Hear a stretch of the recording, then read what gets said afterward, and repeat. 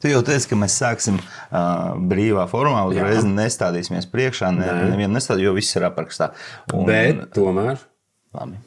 Nē, nav. Es tomēr padomāju, man liekas, ka tev ļoti labi ideja. Nē, gudvārds. Es jau neesmu gatavojies. Bet tu mēģināt. Labi, Kaspars Dumburs, Līga Bērziņa, Rēmons Glisiņš, Andrejs Baida. Jā. Svilpiens. Tas viss? Jā. Līga. Jā. Čau, prieks tev redzēt. Ko tu darīji, kad tu pabeidzi vidusskolu? Es sāku jau strādāt. Es sāku strādāt jau vidusskolā, un es biju viens no tiem jauniešiem, kas aizgāja no mājām. Cik tev bija? Man bija tikko kā palika 18. Pēc 11. klases es ar 25 latiem liecību un pasi kabatā atbraucu uz Rīgu, jo man bija sajūta, ka kā mani te visi gaida. Un tā bija ekonomiskās krīzes laiks, tie bija 90. gada beigas. Un vienkārši mēs bijām daudz bērnu ģimene, mums bija ļoti sarežģīta situācija ģimenē un kā daudzās ģimenēs. Cik jūs bijāt? 3 bērni. Mēs esam joprojām, mēs esam ļoti laba komanda. Un tad man bija tāda ideja, kā Rīgā visi gaida un kā tikai es sākšu strādāt. Jā. Tev jau bija, bet tu sāki strādāt, respektīvi tu nestudēji. Tu pabeidzi Es nestudēju, videni. es nepabeidzu videni. Un kur tu gribēji strādāt? Es vienkārši atbraucu 25. augustā uz Rīgu, izkāpu no vilciena un aizgāju uz nodarbinātības aģentūru vai uz kaut kādu iestādi, kas meklē darbus cilvēkiem. Un pateicu, ka man vajag darbu. Wow. Un es atradu darbu, un es sāku strādāt no sākuma par teksta ievadītāju, kā tas gadās. Un tad, es atradu pirmajā dienā darbu, un pēc 4 dienām es atradu arī vidusskolu, kur es studēju, strādāju. Tā kā brīnišķīgu vietu, kas ir Rīgas Raiņa vidusskola, vakarskolā, vai ne? Tā ir tik brīnišķīga vieta, un tur nonāca visi dzīves pabērni, un mēs bijām tik kolosāla komanda. Un es no sākuma dzīvoju pie māsas kojās, līdz mani izmeta no kojām. Līdz ar to es zinu to sajūtu, kā tas ir, kad tu, kā bērns vēl, tu no rīta izej ārā pa durvīm, un tu nezini, kur tu paliksi pa nakti. Bet tajā Rāņa videnē tu strādā vai tu? Es mācījos.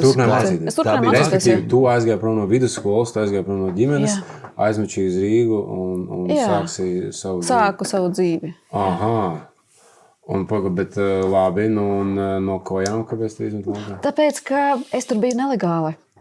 Es dzīvoju pie māsas, un tad kamēr es biju viena pati, kamēr studijas nebija sākušās, tikmēr viss bija labi, bet, protams, ka tur bija citas meitenes kojās, un viņām nevajadzēja vēl vienu cilvēku. Jā. Tā. Jā. Un tad man priekšniece palīdzēja, tāpēc, ka es, protams, atnācu uz darbu noraudājusies, un viņa teica, kas noticis, un es saku, viss kārtībā. Viņa saka, nē, es redzu, ka nav viss kārtībā, un tad viņa palīdzēja sakārtot man arī dzīves vietu, un tad es turpināju cīnīties pa dienu. Es strādāju parastu darbu, un vakarā no 6:30 vakarā līdz 10:30 vakarā tā bija maiņa vidusskola. Tas nozīmē, ka tur mācības notika tieši tādā pašā veidā kā dienā, bet tikai vakarā. Un trešdienas bija brīvas. Tā kā man bija 50 latu alga, 25 lati man aizgāja par koju īri, 5 lati man aizgāja par mēnešbiļeti, un tad 5 lati bija nedēļā. Tā kā ēšanai. Un tad bija tādi labi veikali, kur var nopirkt zirnīšus lētus ar majonēzi un tā. Tu neskatījies uz kalorijām? Mēs studiju laikā skatījāmies, esmu skatījos pērkot produktus, tā kā cik viņam ir kalorijas un pirkt tos produktus, kuriem vairāk kalorijas būtu, lai es tā kā mazāk iztērē, bet iegūst vairāk kaloriju. Jā, tas ir cena pret kalorijām. Jā. Cik labi, nekad mūžā nebija par to domājis. Tāpēc zirnīšu un majonēzi. Jā. Super. Un šodien mēs sēžam uz Strēlnieku ielas. Es pat nezinu, kā te ir kabineti, vairāki kabineti, workshop, galdi, plaukti. Un kādā veidā no šiem te 50 latiem tu nonāc šeit? Es saprotu, tas jautājums ir plašs. Jā. Bet tu kādā brīdī aizgāji studēt. Jā. Ko tu studēji? Es esmu pabeigusi komunikācijas studijas, es esmu pabeigusi maģistrantūru Mākslas akadēmijā. Un es vēl visu, ko esmu piemācījusies klāt, jā. Un Mākslas akadēmijā? Produktu dizainu. Cik interesanti. Tas ir tā kā, es sapratu, jā, forši. Tur ir vairākas lietas, iekšā, tur ir mārketings, PR, kā tas nostrādā. Tur ir jāzina cilvēku psiholoģija arī, man liekas, tā kā uz ko cilvēki, vai ne? Cilvēku psiholoģiju zināt ir ļoti noderīgi. Tas tiešām saimniecībā noder, lai saprastu gan sevi, gan arī saprastu apkārtējos, vienalga, vai tie ir ģimenes locekļi, vai tie ir kaimiņi. Kaimiņus arī ir vērts saprast. Jā. Es agrāk nesapratu kaimiņus. Viņi man nesaprata. Un es izvēlējos viņus nesaprast. Man izdevīgāk bija iet upurī. Lai arī es biju varmā. Bet, zini kā, tev ir tiesības arī nesaprast. Tev ir tiesības citreiz vienkārši paiet garām un pabrīnīties. Šī bija interesanta uzvedība un vienkārši pārtraukt par to domāt. Jā, pārtraukt domāt. Jā. Pārtraukt domāt. Bet nesanāk. Tur būtu vakarā, pirms gulētiešanas varētu būt tāda poga pie gultas pārtraukt domāt. Jā. Jo nesanāk. Tu tā pamosties un atsāk domāt. Un tā, labi, šodien ne. Vai ne? Bet nav tādas pogas. Jā. Kā nav? Taču tu vari uztaisīt. Jā, tu vēro savas domas, paskaties, viena doma ienāca. Paldies, ka tu atnāci. Jā. Tagad toties varbūt pastaigāties tālāk. Ja? Man tevi šodien nevajag. Tad pienāc citā reizē, kad man būs vairāk enerģijas. Jā. Palaid vaļā. Es personīgi esmu piefiksējis, ka es savas domas, kādas viņas atlido, nekontrolēju. Viņas man tur jautājums, vai es viņām pievēršu uzmanību. Ja es viņām pievēršu uzmanību, tad viņas kļūst tā kā reāls arī reizēm darbībā. Es tikai aizdomāju par to domu. Jā, tās labas domas, jo tāpēc, ka ja tu nekontrolē savas domas, tad ko viņas ar tevi dara? Jā, tur viss kaut kas, Tas nozīmē tiešām, ka nozagt naudu. Kas tā padomā? Kas tā padomā nozagt? Tad, jā. Cik es esmu slikts cilvēks, kā es varēju padomāt. Bet tu zini, ka tieši tā. Bet tu zini, kā mums visiem ir sliktas domas, jā, un to vecāki ļoti labi zina, jo tāpēc, ka katram vecākam noteikti ir gribējies piekaut savu bērnu un izdarīt sliktas lietas ar savu bērnu. Cik es zinu, vecāks, man ir vairāk vecāki to teikuši. Raudot telefonu klausulī. Un tas ir pilnīgi normāli, ka tev gribās piekaut savu bērnu. Tā labā lieta ir tāda, ka tu nedari, ka tu paskaties, cik šitā ir briesmīga doma. Un tu tās domas paturi pie sevis, jo tāpēc, ka pirmā ideja vienmēr ir vissliktākā. Jā. Un tad tev, ja tu zini, ka tev ir tas variants A, variants B. Jā, es par tām pirmām idejām nesen vēl Rāmals man teica, mums tur bija jāveic viens lēmums, un tad man pirmā ideja bija, viss, griežam nost, metam prom, viss. Un Rāmals man saka, pagaid, tā ir tev pirmā doma, pagaid bišķiņ vēl. Un labi, ka mēs nepakļāvāmies tai pirmai domai. Jā. Tas tā ir. Es reizēm aizsunāju cilvēkiem, un es saku, bet es domāju. Un tad, kas, ka tu domā? Tas, ka tu domā, vēl nav nekas slikts. Galvenais, ka tu to nedari. Jā. Bet tad, ja kāds tev pasaka, un kas, ka tu tā domā, un viņš to pasaka publiski. Tā Publiski ir jau cita štēle. Jā. Te mēs jau Te mēs nonākam pie uzvedība.lv. Jā, mēs varam nonākt arī pie uzvedības. Mēs kā kalna kazas lēkāsim. Tātad, labi, par uzvedību. Nu, tagad restīvi, cik tev ir izglītības? Tu nosauc vairākas. Dažas.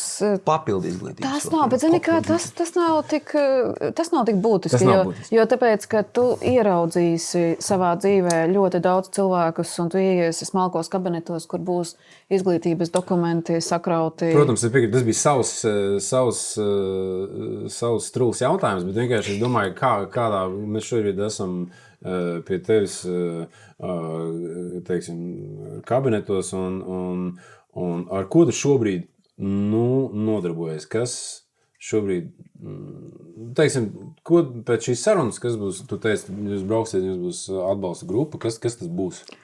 Tad man ir 3 lomas, lielas lomas manā ikdienas dzīvē. Viena loma ir, es esmu darba aizsardzības eksperts. Es strādāju tieši ar psihoemocionālajiem riskiem, jeb sauksim par sarežģītu uzvedību pieaugušo kolektīvā.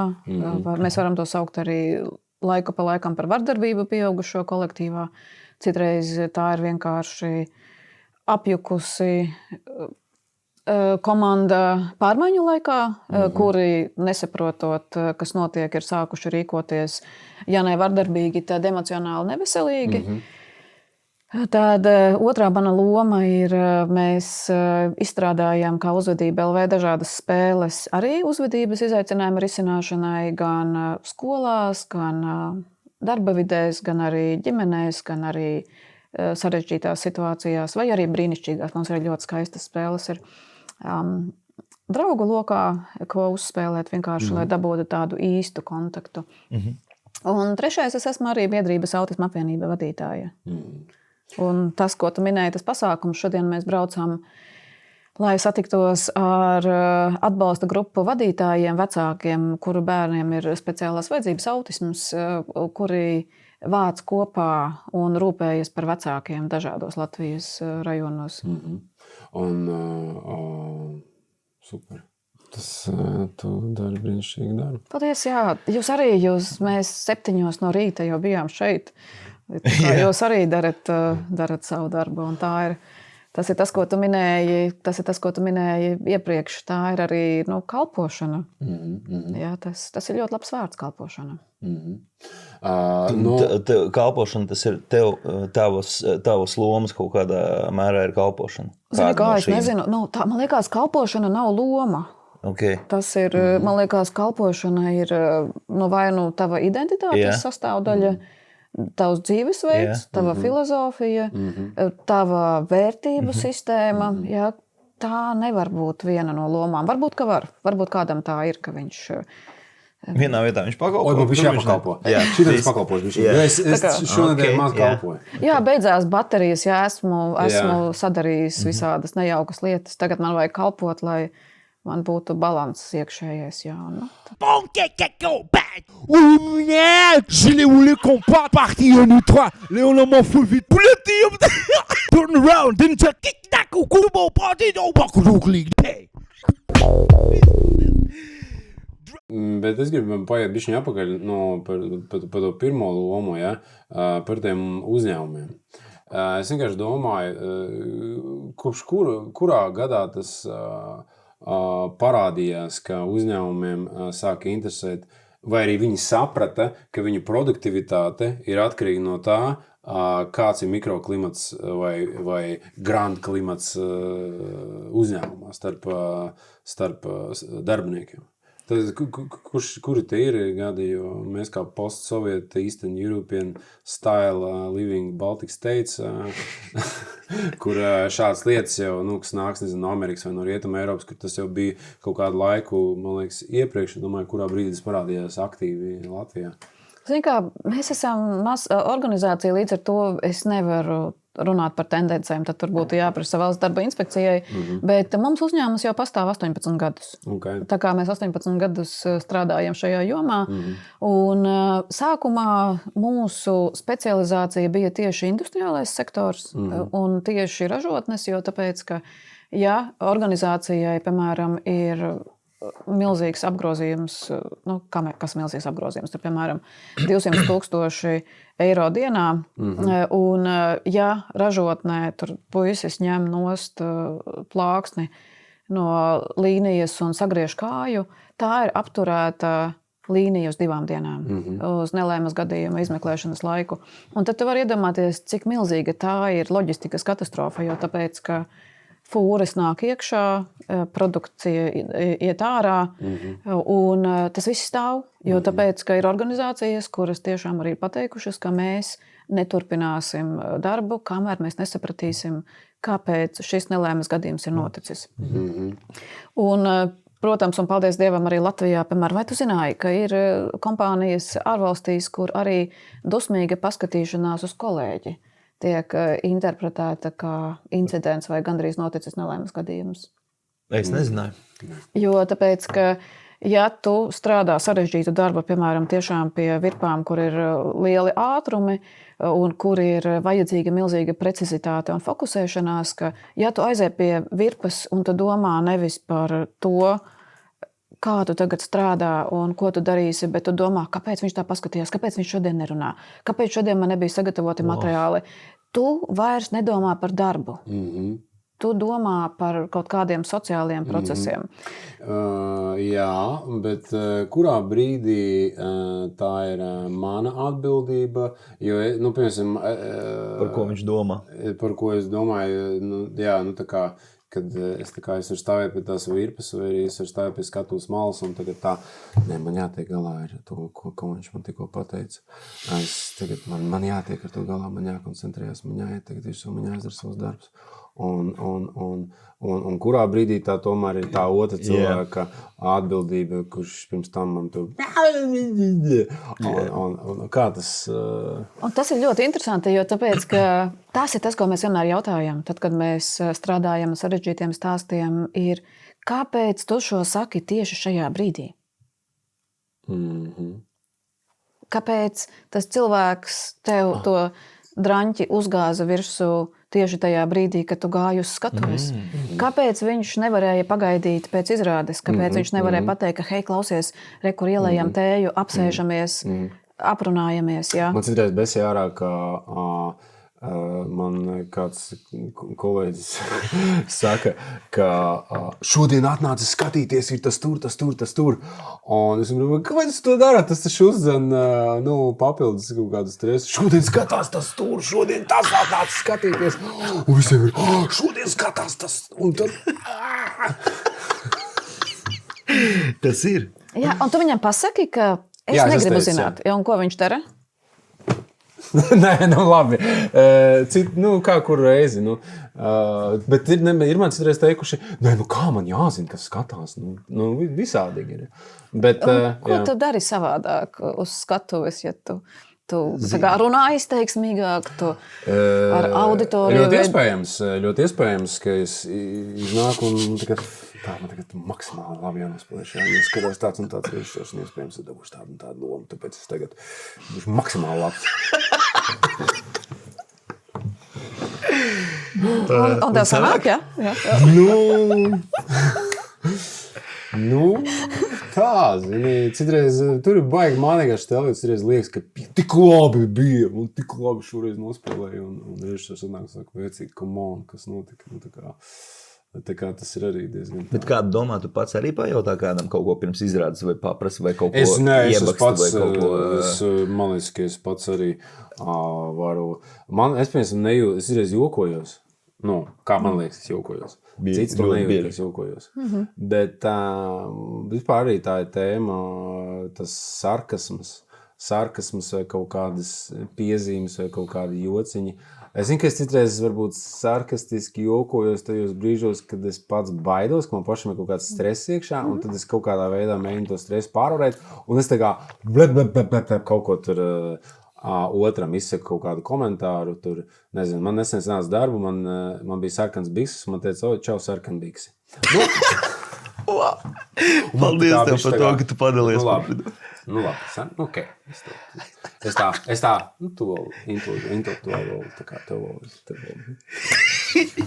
Bet bet tas ir tas tajā brīdī, kā es iekšējais aizstāvos. Sarkan bikses, man kaut kas nav kārtībā. Bet tad es domāju, viņam nav kaut kas kārtībā.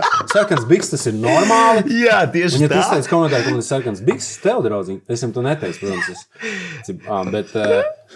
Bet es pats tā mēdzu darīt. Es mēdzu atdarināt balsis. Es viens kolēģi, kur runā smokā balstiņā, un es mēdzu. Čau! Kā tev iet? Es nevaru Čau, man ir forši! Un man ir teikuši kolēģi, ka es esmu neciešams reizēm. Man ir to teikuši. Un es te lēnām nāku vairāk pie apziņas, un es lēnām saprotu, domāju, viņi nav problēma. Paldies tev! Viņi nav problēma. Es esmu problēma. Un tad man ir tas posms, kamēr es tā kā sagramoju, apzinos to un pieņemu to, ka viņi nav smējušies par manu joku. Bet ir aizskartījušies par manu joku. Ka nav tā kā, tad tu tiešām citreiz tev ir tā, ka tu saproti to arī tajā. Un es saprotu, ka tā vairs, tas nestrādā vairāk. Jo es to saprotu. Tagad es to nesaprotu, tas, nesaprotu. Bet tagad es to saprotu, tas vairs tā nestrādā. Un tad es domāju, ok, labi, es saprotu, es varu būt skabarga vienā vietā reizēm tiešām. Bet redzi kā, bet tas ir ļoti labi, ka tu to redzi, jo tas tāpatās kā ar angļu valodu vai jebkuru svešu valodu, kuru mēs mācāmies, no sākuma mēs apgūstam pamatus. Un tam mums ir atklājumi, jo tāpēc, ka izrādās, ka kaut kādas lietas, ko mēs esam lietojuši, mums šķiet, ka mēs esam lietojuši viņas pareizi, ir nepareizas formas vai nepareiza vispār izpratne. Ja ir īpaši svešvārdi, tur citiem cilvēkiem ir ļoti liela moda lietot svešvārdus, lai izklausītos gudrāki, bet patiesībā, tā, ka viņi sāk mācīties, viņi ierauga, ka tie svešvārdi nozīmē kaut ko pilnīgi citu.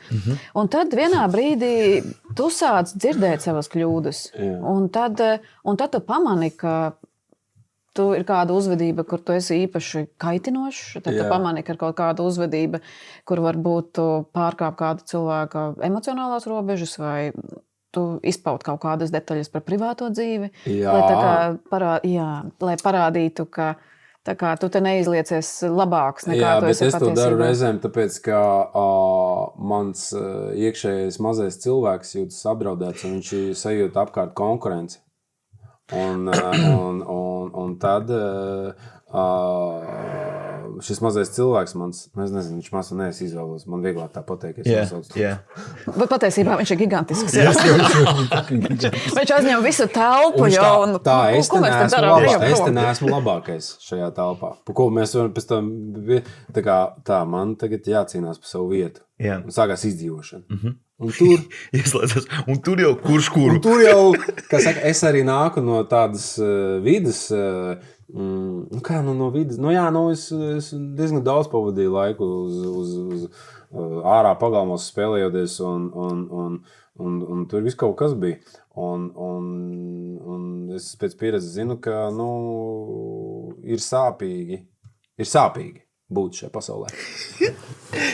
Līdz ar to, kaut kāds iniciatīvas citreiz, varu vienkārši sākt kosties. Pat reizēm es kožos tur, kur vispār nav nekāds apdraudējums. Kur vispār nav apdraudējums, un es beigās vienkārši sāku kaut ko ar kādu kosties tur, kur... Ir forši tās lietas pamanīt. Tas ir forši. Bet kas ir tas drauds? Kas ir briesmīgākais, kas var notikt? Pastāsti man, es gribu saprast šo. Es nedūšu savu kumosu. Kas ir tavs kumos? Kas ir? Kumos naudas, kumos slavas, kumos uzslavas, kumos... Vai vēl es attaisnoju kaut kādas savas rīzības par to, ka es nepiepildīšu savu... Tas ir vispār baigies šitāds te. Ka es nepiepildīšu savu, jo man ir kaut kāda misija šajā dzīvē. Un ir pāris cilvēki, kur traucē man šo misiju izpildīt. Un ja tu neizpildi šo misiju, kas ir? Kāda es atkritīšu apakaļ pa līmeņiem un mums... Mums atkal jāsāk no sākuma. Pastāstīsi par tiem līmeņiem. Tev ir mājās kāds blociņš, kur tu pieraksti. Tik traki nav. Cik tālu tu esi uzrāpies pa sociālās hierarhijas kāpnēm vai kaut kādas? Tik traki nav, bet tā sociālā hierarhija, lai jūs saprastu, es to visu apzinos, un es tagad, paldies Dievam, es varu kaut kādā veidā par to runāt un pasmieties par to, ja? Es saprotu, ka tas ir bišķiņ, ja? Bet man liekas, ka man kāds vēl teica, ka es to esmu dzirdējis kaut ko, tev jācīnās par savu vietu. Un tad, man jācīnās par savu vietu. Bet pasaki, kas ir tava vieta? Es atceros, ka tad, kad es nācu uz Rīgu, un es dzīvoju Kojās, un, protams, kad man arī bija tas jautājums, kas ir mana vieta, ja? Un mana vieta bija maziņš dzīvoklītis. Un, kur ir apkure. Un vēlams dažas mēbeles. Neko es daudz negribēju. Tu vari pastāstīt, kas ir tā tava vieta, par ko tu cīnies? Kā viņa izskatās fiziski vai mentāli? Es atceros, mums pasniedzēja, viena no pasniedzējām pieminēja tajā brīdī, es atceros, mums bija kā Eiropas līmeņa aktieris, ja aktieris grib Eiropā,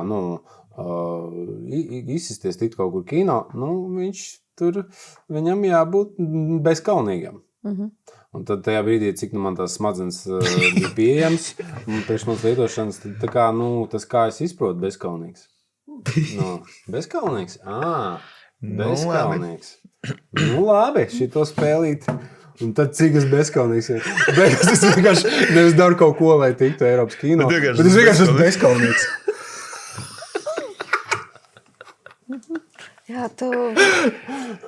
Bet to bezkaunību, bet to bezkaunību var arī, tā ir baigā miksēšana, jo, ir bailes kaut kādas, bet ar to bezkaunību vai ar to, kaut kādu bravūru vai ar kaut kādu atļaušanos, visatļaušanos, es notušēju tās savas iekšējās bailes, es ienāku.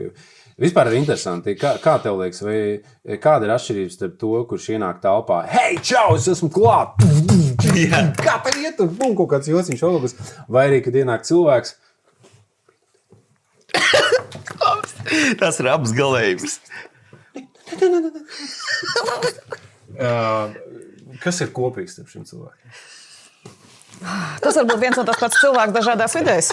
Arī, ka sāksim ar to, jo tāpēc, ka ļoti bieži tas viss, ko tu rādīji, ir tāda nedrošības maskēšana.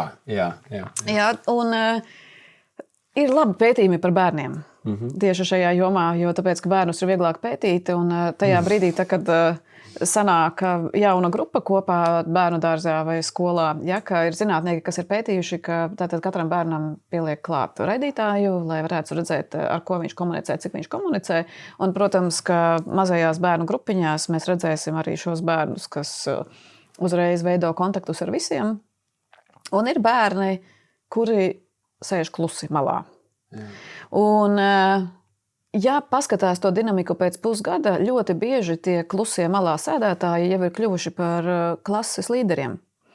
Jo tāpēc, ka ir daudzi cilvēki, kuri ļoti viegli spēj izveidot kontaktu, bieži vien tāpēc, ka viņi arī nejūt sociālos signālus, piemēram, tu nejūti, ka tagad Raimonds negrib būt, ka viņu kāds aiztiek, un tu vienkārši, vecī, tur nāc, tur pasmaidi, tev ir bijusi draņķīga nedēļa, un tu vienkārši gribi sēdēt malā un būt pats, un citi no malas skatās, wow, cik tu labi tur ar viņu apējies, bet patiesībā tev nemaz tik laba sajūta nepaliks. Un ļoti bieži cilvēki, kuri ir izcili pirmā kontakta veidošanā, viņiem nav prasmju veidot dziļas attiecības, viņiem nav prasmju šīs attiecības noturēt, uzturēt, atcerēties nianses un arī, kas ir ārkārtīgi svarīgi tādās kvalitatīvās attiecībās, parūpēties. Par attiecībām? Arī par attiecībām un arī parūpēties par citiem cilvēkiem telpā, jo tāpēc, ka, ja tu ienāc iekšā, paskaties, kāds es tāds varens, stilīgs, gudrs, komunikabls, bezkaunīgs. Bet tajā pašā laikā ir šie klusie vērotāji, kas mēģina saprast, jo, ja tu zini, bērnu vide ir ārkārtīgi sarežģīta, un bieži vien, ja tu ienāc svešā kolektīvā un sāc draudzēties ar nepareiziem cilvēkiem, tev ir grūti pēc tam to dinamiku mainīt. Un līdz ar to tev ir arī jāsaprot, ar ko tu veido attiecības. Tev ir jāsaprot, cik dziļas tu attiecības veido. Tev ir jāsaprot arī tas, ka bieži vien ne tas, ka tu esi tāds skaļš, bet tu pienāc klāt un kādam pasaki, malacis, tu labu darbu izdarīji. Jā, ka tu proti pieiet klāt un paprasīt kādam, zini kā, šodien skolotāja ļoti slikts garastāvoklis. Varbūt, ka tu varētu paprasīt, ka ieskaiti mēs neliekam. Un te šajā brīdī te parādās tas neredzamais spēks, caur kuru mēs veidojam šo neredzamo ietekmi. Jā, un tad nereti arī darba vidēs nāk tādi skaļi, eksplozīvi, harizmātiski, labi smaržojoši kungi vai dāmas un saka, kāpēc mums tur veidojas neformālais līderis, ja? Kāpēc mums tur veidojas kaut kādi tādi dubultu lēmumu pieņemšanas procesi. Ja? Un bieži vien tas ir tikai tāpēc, ka vai tu dzirdi vispār, vai tu dzirdi tikai sevi, vai tu dzirdi arī to savu kolektīvu, ko viņš mēģina tev pateikt. Klausies, davai, labi, klausies. Zini, ko spēlē? Spēlē, ka tu man gribi pateikt, ka...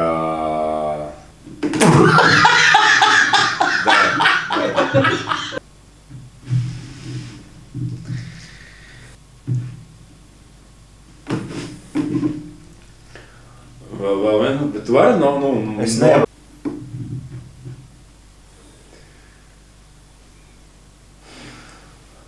Pagaid, davai, tad izdaram... Vienkārši mierā nosēdēt vienā točkā skatīties, pareizi? Nu, skaties vienā točkā. Labi.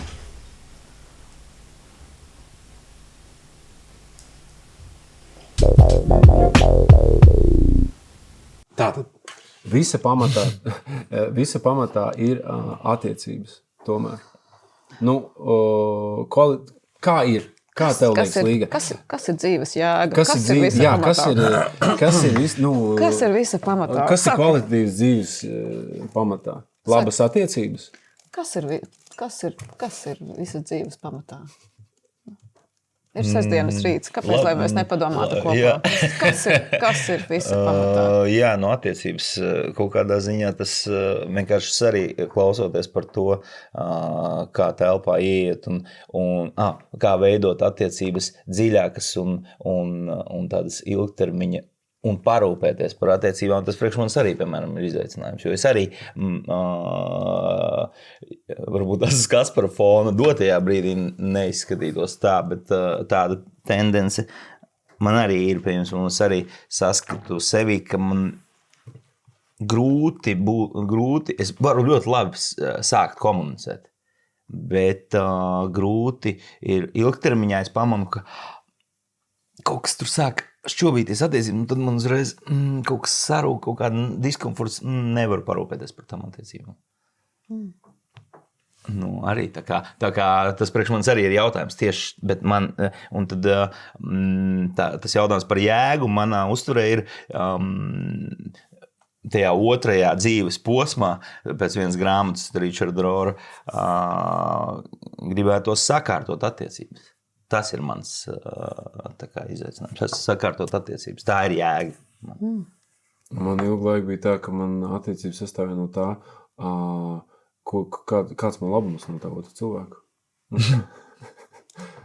Attiecības bija tā kā, ja man ir kaut kas man atkrīt no tām attiecībām, tad man nav labums no tām attiecībām. Ja man nav nekāds labums no tām attiecībām, tad man nevajag tās attiecības.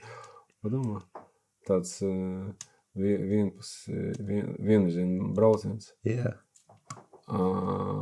Bet šie te kliedzošie, harizmātiskie. Vai viņi spēja beigās tomēr arī izveidot? Nebūs tā, ka vienkārši visu laiku tikai viņam visu dzīvi. Tikai damdambēli. Citajā brīdī, kad teicu forši smaržojuši, man nesen jaunas smaržas. Un tad tu sajūties sarūktinās? Un es domāju, viņas teica, man smaržas. Nē, es tieši domāju, viņas tiešām forši smaržas. Tiešām forši smaržas.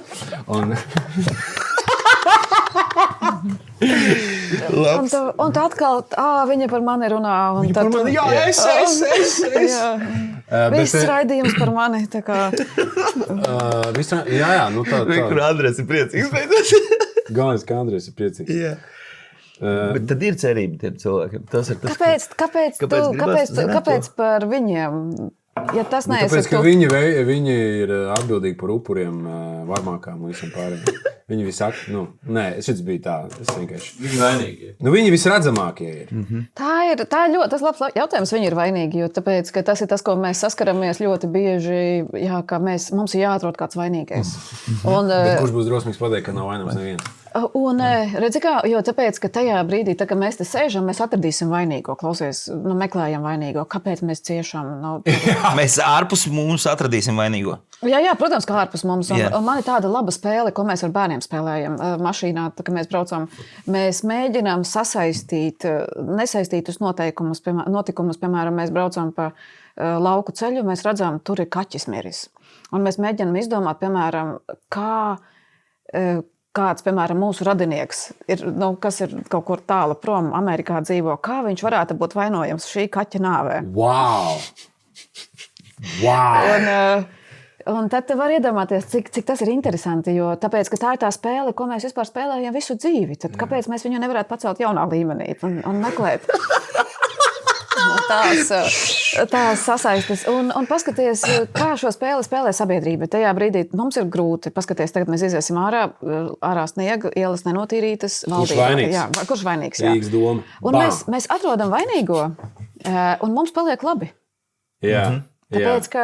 Tāpēc, ka mēs atdodam to kaut kur tālāk. Mēs arī autisma jomā to ļoti redzam, ja, ka tas ir ļoti bieži, ko mēs dzirdam, visas problēmas sākas ģimenē. Ja, un tajā brīdī, tā, kad skola pasaka, ka visas problēmas sākas ģimenē, viņiem paliek labi. Jo tāpēc, ka nekas nav jādara. Viņiem atbildība no tā. Jā.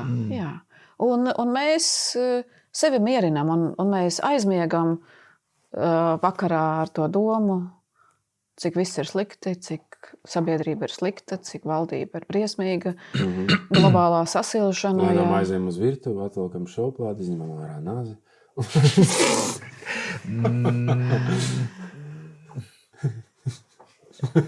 Jā, tu vēlies kaut ko pazaudēt. Jā, es vēlēju kaut ko, bet es pazaudēju. Mums par tevi vajag parūpēties.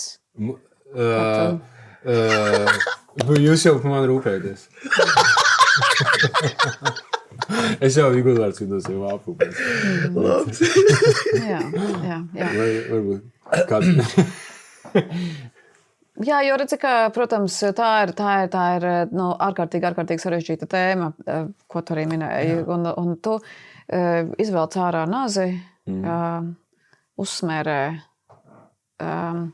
sviestmaizi, športmaizi vai, piemēram, nogriez baltmaizi ar aveņu ievārījumu, uztaisa siltu pienu kā bērnībā. Un viss paliek labāk, jo tāpēc, ka neviena valdība tevi nepabaros, neviens, nezinu, Rīgas namu apsaimniekotājs, kas tīra ietves, neparūpēsies par to, lai tu tajā vakarā jūties labi, ja, ka pēc tā naža un sviestmaizes un aveņu ievārījumā tev būs jāiet pašam, jo ļoti bieži, tā, ka mēs paliekam dusmīgi, mums ir jāizdara 3 lietas vai no jāizguļas, jāpēd vai jāpaceras. Jā, brīnišķīga ideja, vai jāpiezvana draugam. Jāizguļas, jāpēd. Nogurums, izsaukums, vientulība, dusmas, kas tur vēl bija. Tie arī tas ir. Siltums. Jā, vajadzības, nepiepildītās vajadzības, kas ir, ja tu spēj ar sevi. Jā, citreiz tas ir labi, ka basics citi jau ir ļoti smalki, kas jau viņi nedomā par to, kā paēst, viņi domā, kā pašrealizēties. Un viņiem tā sāpe ir tikpat liela kā tev, gan jau noteiktais. Tad viņiem jāuzjautā. Bet kā tas notiek? Tagad uzņēmums to atbalsta uz uzņēmumu, un tur Jaņķels ir iegriezis sev rokās, un lielais uzņēmums zaudē tagad to naudu, viņi saka, Līga palīdz mums. Ko tu dari? Tu runā ar Jāni, ko viņš neredzēja, kāpēc viņš sev iegrieza, vai kā tas notiek? Tas ir lielākajā daļā. Komanda tur, kas lielākajā daļā gadījumā es strādāju situācijās, kad ir emocionālā vardarbība. Okay. Un, protams, ka ir gadījumi, ko mēs arī piedzīvojam, kad emocionālās vardarbības sekas ir jau kaut kādi nelēmas gadījumi, ir kaut kādas milzīgas sekas, kas ir saistītas arī ar citu cilvēku uzvedību, kautiņi, pieauguši arī kaujas. Un ir dažādi fiziskas vardarbības epizodes, no kura jau ir miesas bojājumi. Tad katrs gadījums ir individuāls. Ja? Un arī tā ir viena no lietām, ko man iemācīja Lielbritānijā, tad, kad mēs es pati sāku mācīties tieši vardarbību, emocionālā vardarbība, tad tas pamatprincips ir tāds, ka, ja tev liekas, ka to vari atrisināt vienkārši, tas nozīmē, ka tu kaut ko esi palaidis garām. Tā. Jo tā interesantākā lieta, kas ir ar kolektīva vardarbību, vai negatīvu uzvedību, ja nepatīk vārds vardarbība, ir tas, ka kolektīvā vienmēr notiks tas, ko pieļauj viss kolektīvs. Un kolektīvs redz, jūt un zina daudz vairāk, varbūt, nekā viņi pat grib atzīt. Un, ja viņi neredz, nezina, kur skatīties, tad, protams, pirmais, ar ko mēs arī sākam, parasti ir nolasīt pamatlekciju, pamatlietas, izrunāt kaut vai par tiem pašiem neredzamajiem vardarbības signāliem, ka vardarbība nav tā, ka es ienāku iekšā un es kliedzu uz tevi. Un parasti, ja es ienāku iekšā telpā, vai mēs redzam, ka kāds cilvēks uz kādu telpā kliedz, un viņš to dara publiski, tas nozīmē, ka iepriekš ir notikušas ļoti daudz mazas lietas, jo cilvēki parasti mēra, cik tālu attiecībās viņi var iet. Un, ja pirmajā reizē es pasaku kādu sarkastisku komentāru, ja, vai, piemēram, tavā gadījumā es pienāku klāt un pasaku kaut ko draņķīgu pirms izrādes, un visi apkārtējie domā, ak, Dievs, cik labi, ka man viņš nekā nepateica, jā. Nabadzīņš, kā viņš cieš, un tev ir tā sajūta, ka, ja tagad es iešu tevi aizstāvēšu, ka nākamajā reizē man kaut ko pateiks tādu, un tad paskatāmies, kā viņš izpildēs no šīs situācijas. Jā, tad trakums ir tāds, ka šīs situācijas eskalēsies, jo viena no vardarbības pazīmēm ir eskalācija. Tas nozīmē, ka notikumi būs biežāki un viņi būs spēcīgāki. Un viņi būs redzamāki un tas parasti beidzas. Un visi vienkārši tajā kolektīvā, tajā brīdī novēro to ar domu, ka es neiesaistīšos, lai pasargātu sevi no tā. Okay, un tad tas vienkārši ievelkās, un tad viens cilvēks, pieņemsim, cieš kolektīvā, un tad visi to pieļauj. Tās domas ir dažādas. Vienam tā doma ir, es neiejaukšos, jo tāpēc, ka tā nav mana darīšana. Otrs neiejaucas, jo tāpēc, ka ja tagad viņu sit, tad pēc tam sitīs arī mani. Cits neiejaucas, tāpēc, ka es jau zināju, ka viņš ir tāds draņķīgs. Un pirmajā dienā, kad es atnācu uz darbu, viņš uz mani nepaskatījās. Un tagad tā viņam vajag. Un ir tādi, kuri tā doma ir tāda, ka tad, kad es nācu strādāt, tad ar mani darīja tāpatās. Un kāpēc, lai tev būtu savādāk? Kāpēc, lai tev būtu vieglāk nekā man? Jā, un tad ir tādi, kas domā, ka tā kā bez tādiem stingrākiem vārdiem tik un tā viņš nekustēsies uz priekšu. Tur, kāpēc, lai mums būtu labs kolektīvs? Un visur mēs esam tikpat draņķīgi kā visi citi. Jā. Un kā, ja mēs varam uzreiz tur ielikt, tad kas ir tas, kā veidot to veselīgo, jo mērķis jau ir, pieņemsim, viens cilvēks, viņš dabūna iekšās visu laiku, un viņš nespēja neko izdarīt, jo viņš dabūna iekšās, vienreiz, otrais, kā tas risinās. Tā nav viņa izvēle dabūt iekšās. Tā ir noteikti kaut kādā mērā, bet tas ir kolektīvs arī, vai tad ne? Tā nekad, gandrīz nekad nav upuru izvēle. Būt upurim? Jā. Mēs varam, protams, ka ja mēs skatāmies tādā, kāda Kartmana trīsstūrī, tad visas teorijas, protams, arī saka, ka tātad bieži vien darba vidē attiecībās lielākā cīņa notiek tieši par upura lomu. Jā. Bet tajā brīdī, tad, kad mēs... Man nenormāli interesanti, es gribu pieteist pārtur. Bet man jāpabeidz viena doma. Labi. Tāpēc, ka savādāk... Tieši jautājumi. Tātad tā nav upura izvēle. Kas mums ir jāsaprot, ka tajā brīdī, kad mēs nākam iekšā un mēs redzam vardarbīgu situāciju, piemēram, mēs redzam, ka tu taisies iet uz skatuves, un šajā brīdī kāds tev kaut ko draņķīgu pasaka, parasti viņš pateiks to tajā brīdī, kad tu nebūsi spējīgs sevi aizsargāt. Un bieži vien tie ir sit un beidz komentāri, bieži vien tie tādi sarkastiski jociņi, kurus saproti tikai tu. Jā, un bieži vien tās ir tādas rūpes, un citiem liekas, ka tās ir rūpes. Bet patiesībā tu zini, ka tās nav rūpes, jo, piemēram, kur tev pasaka, kur padzeries tēju, jā, tev jau cukuru vajag, jo savādāk tava hiperaktivitāte pazudīs un tu vairs nebūsi tik kaitinošs. Ja? Un apkārtējie dzird to, ka tās ir rūpes. Padzeries tēju. Jā, bet tajā pašā laikā tu dzirdi visu pārējo, tā kā par tām sarkanajām biksēm. Jā, un šajā brīdī tas cilvēks definē tevi. Un citiem liekas, jā, ka tur Līga tāda harizmātiska un gudra un kur iedot tēju. Un kāpēc viņš tur eksplodē? Jā, gan jau mentāli nestabils. Jā, tur. Mēs jau zinājām, ka viņš tāds nervos. Jā, tur aktieri tādi ir. Jā, trauksmaini tur. Bet šajā brīdī to esi definēts. Jā, un pat neskatoties uz to visu, mēs varam parunāt arī tiešām par upura lomu un būt upurim, ciest. Tās ir divas dažādas lietas. Un, jā, un tas ir pirmais pamatlikums. Mēs parasti pieņemam, ka cilvēks, kurš cieš no vardarbības, viņš sev palīdzēt nevarēs. Un, protams, tad, ja mēs skatāmies, ka mēs atrisinām kaut kādu situāciju un pēc kāda laika mēs redzam, ka tas cilvēks ir sevi ielicis nākamajā šausmīgajā situācijā, un mums ir gadījumi, kur mēs redzam, ka cilvēks maina darbu pēc darba, un katrā darba vietā viņš cieš no vardarbības. Tas ir interesanti, bet tad tomēr varbūt tad viņš nākamajā, un tad tomēr kaut kādā veidā viņš ir būt, viņš jau ir jau tajā. Jā, viņš jau ir tajā iekšā, jā. Un tas ir tas, ko tu minēji arī par šo pašu telpu.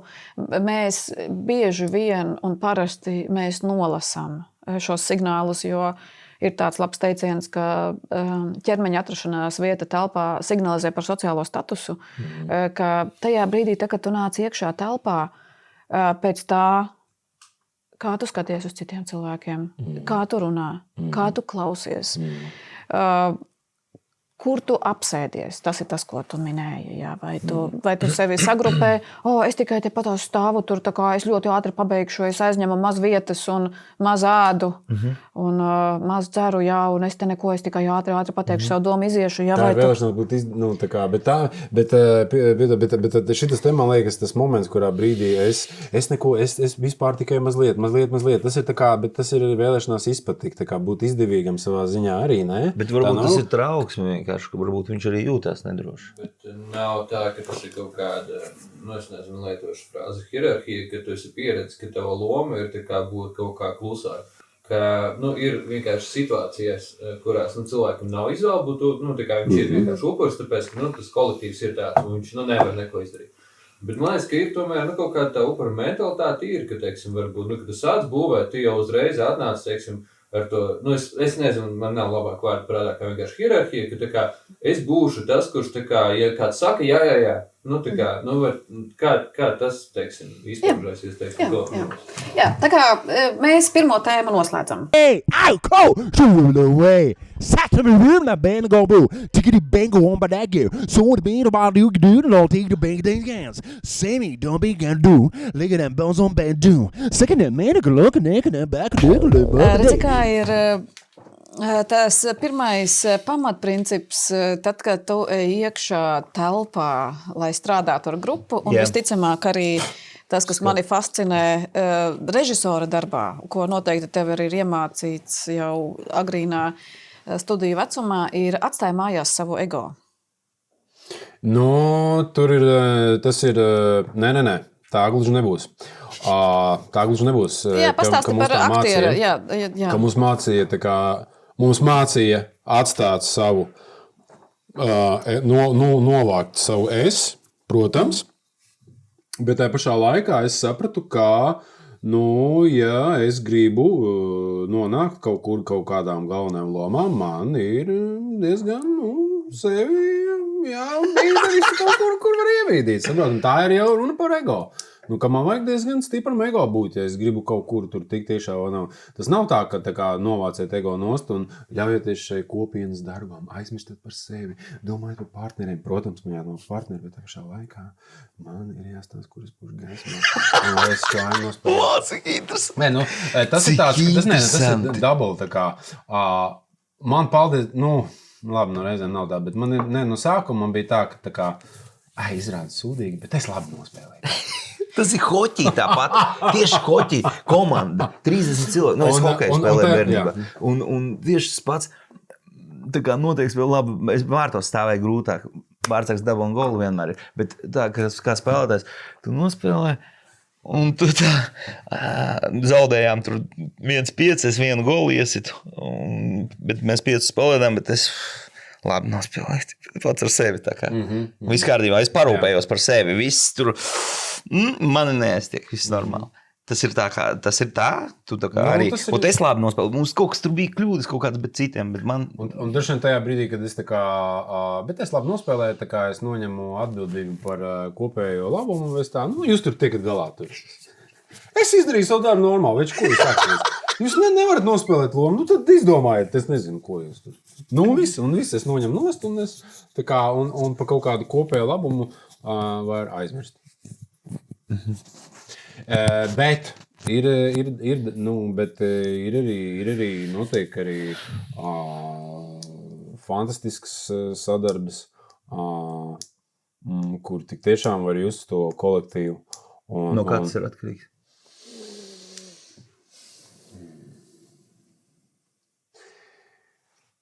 Vispār tā darbošanās kolektīvā ir tās reizes, kad, nu, labi, es tā kā esmu labi, es savienojos, bet es redzu, ka tur viens velk to deķu uz savu pusi. Un tā, nu, ko darīt tādos brīžos, ka es redzu, ka kāds velk deķu uz savu pusi. Es tagad izdomāju, labi, visi mēs tagad veidosim šo izrādi kopā.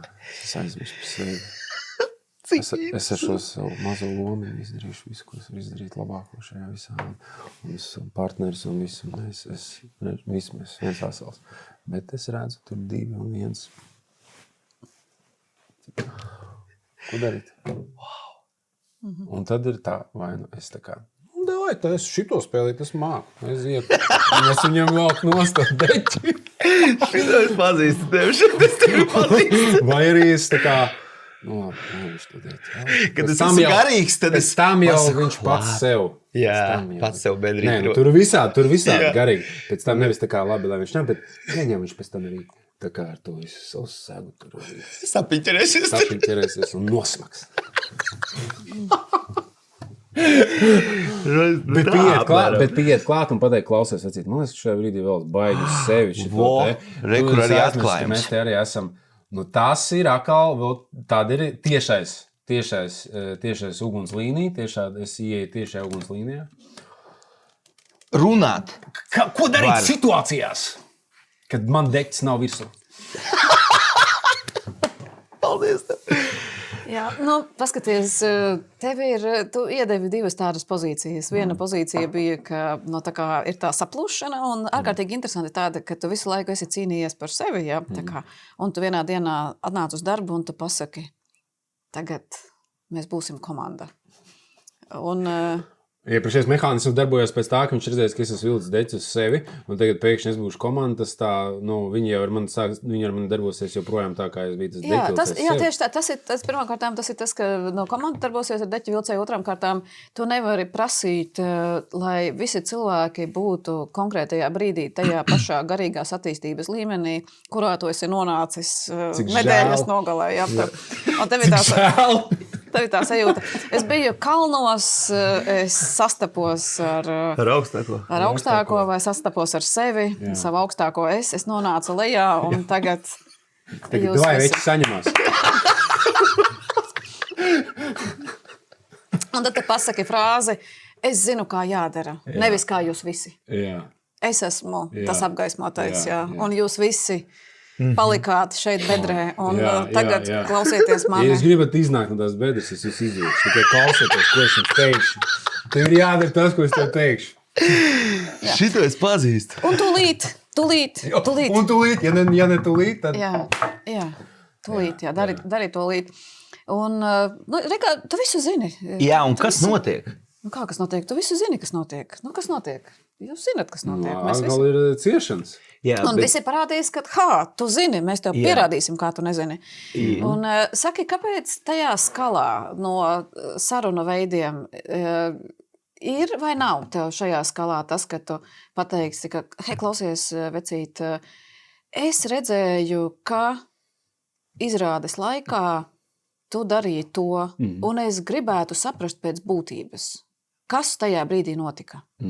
Jo tāpēc, ka es jūtu, ka man parādījās neizpratne un dusmas, un tad es nomierinājos un sapratu, ka man ir jāatnāk un jāuzprasa tavs viedoklis. Ko tu par to domā? Jo tas jau leģendārais Karpmana trīsstūris, par ko mēs te drusku jau iemetām un sākām viņu ievirpināt iekšā. Jā, mēs varētu arī uzzīmēt. Tas leģendārais Karpmana trīsstūris, kuru jau tu sāki iegriezt, paredz to, ka tu nerunāsi ar viņu. Un ka tu aiziesi, piemēram, pie Raimonda pateiksi, zini, kā mums bija tik briesmīga izrāde. Jo viņš tas izdarīja to.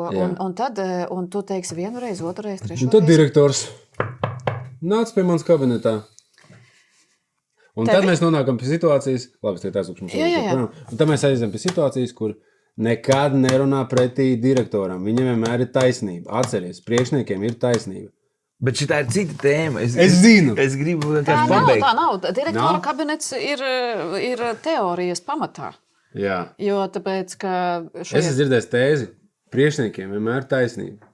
Gribi D ar priekšnieku. Es gatavs, ka tev izmetīs. Vai nu tu dari to, ko tu saka priekšnieks, vai arī. Nu, un? Tas ir ļoti sliktas hierarkiskas attiecības. Tāpēc, ka priekšniekiem... Tas ir veselīgs kolektīvs. Tas nav veselīgs. Tu gribi recepti. Zini kā, piemēram... Direktors nosaka visu. Tā kā, iedomājies, notiek spēcoperācija. Un kāds pasaka, priekšniekam nav taisnība, vecīt. Mums vajadzētu demokrātiski izdiskutēt, vai mēs... Tev priekšnieks gribēja, lai tu, nedari to. Viss normāli, bet priekšniekam nepatīk. Un mums, piemēram, ir ienācies pacients ārkārtas šajā te, neatliekamajā uzņemšanā. Nē, mums vajag demokrātisku. Tā kā varbūt, ka ķirurgam nav taisnība. Mums vajadzētu uztaisīt vēl kādas 3 sapulces un demokrātiski vienoties operēt vai neoperēt. Ir reizes, kad tiešām līderis ir līderis, lai viņš pieņemtu ļoti ātri lēmumus un tie lēmumi būtu īstenoti ātri, jo dzīvē, kā jau jūs zināt, tādas vienas izcili pareizas atbildes nav. Okay. Diemžēl. Vai par laimi? Jā, varbūt kādam ir, tad jūs aicinat viņu uz nākamo svilpienu, un es noskatīšos paklausīgi tā podcastu. Bet es tomēr gribu pabeigt, kas par to tēmu, par to trīsstūri.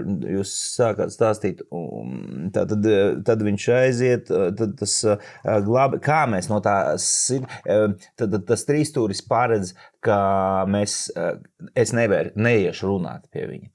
Tad trīsstūris paredz to, ka šajā brīdī, ja tev ir kāds cilvēks, kurš uz skatuves izdara tev cūcību, ka tu nevis pieiesi viņam un pajautāsi, hei, kas notika, es vēlos saprast pēc būtības šo situāciju, jo tāpēc, ka es nezināju, kā rīkoties. Un es vēlos saprast, ko nākamajā reizē darīt savādāk, lai nebūtu tā, ka iestājas kaut kāds muļķīgs klusums vai ir kaut kāda neveikla pauze, no kuras mēs netiekam ārā, un tas ietekmē tālāk visu pārējo. Tad tā ir atklāta saruna. Un varbūt 2 dažādas reakcijas. Protams, viens viņš var pateikt, tā ir tava problēma, tu esi sniegpārsliņa, tu visu pārspīlē, tev tikai atrast drāmas, kur piekasīties un tam līdzīgi. Un ko šajā brīdī tev ir jādzird? Tev ir jādzird, vai tas cilvēks paņem kaut kādu atbildības daļu un viņš pasaka, hei, paldies, ka tu pateici, es nebiju par to aizdomājies, vai viņš varētu pateikt, ka, zini kā, es biju dusmīgs uz tevi, un tāpēc es izreaģēju un piedot, tas nebija profesionāli. Viņš var man pasūtīt 2 mājas tālāk. Viņš var tev pasūtīt 2 mājas tālāk. Un šajā brīdī tas, kas tev ir jāsadzird, ir, vai viņš paņem kaut kādu savu atbildības daļu, jo šajā drāmā bijāt iesaistīti jūs 2, vai viņš skaidro, jo viņš varētu teikt, ka, zini kā, ir radies pārpratums, tāpēc, ka es tā nedomāju. Un vai mēs varam izrunāt? Un šajā brīdī tu netiec definēts. Bet ja viņš pasaka, tu esi trausls, tu esi drāmas veidotājs, atkal ar tevi ir problēmas, tad šajā brīdī tā vietā, lai viņš risinātu problēmu, viņš definē tevi. Un viņš maina tavu identitāti. Tajā brīdī, ka kaut kas tāds notiek, es saprotu, tas ir viltus, man tam nav jātic, Klausies sevi. Kas notiek šajā brīdī? No pirmais ir Klausies sevi. Situņiem. Atceries, ko mēs runājām? Pirmā ideja vienmēr ir vissliktākā.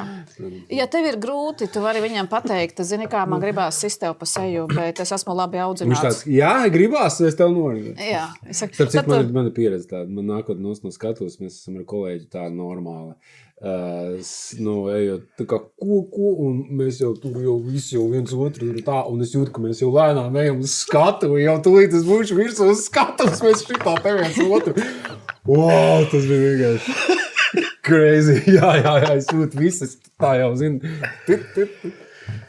Jā, tā kā visur tu esi bijis. Tad izkāpt ārā no tā ir iespējams, tad, ja es runāju.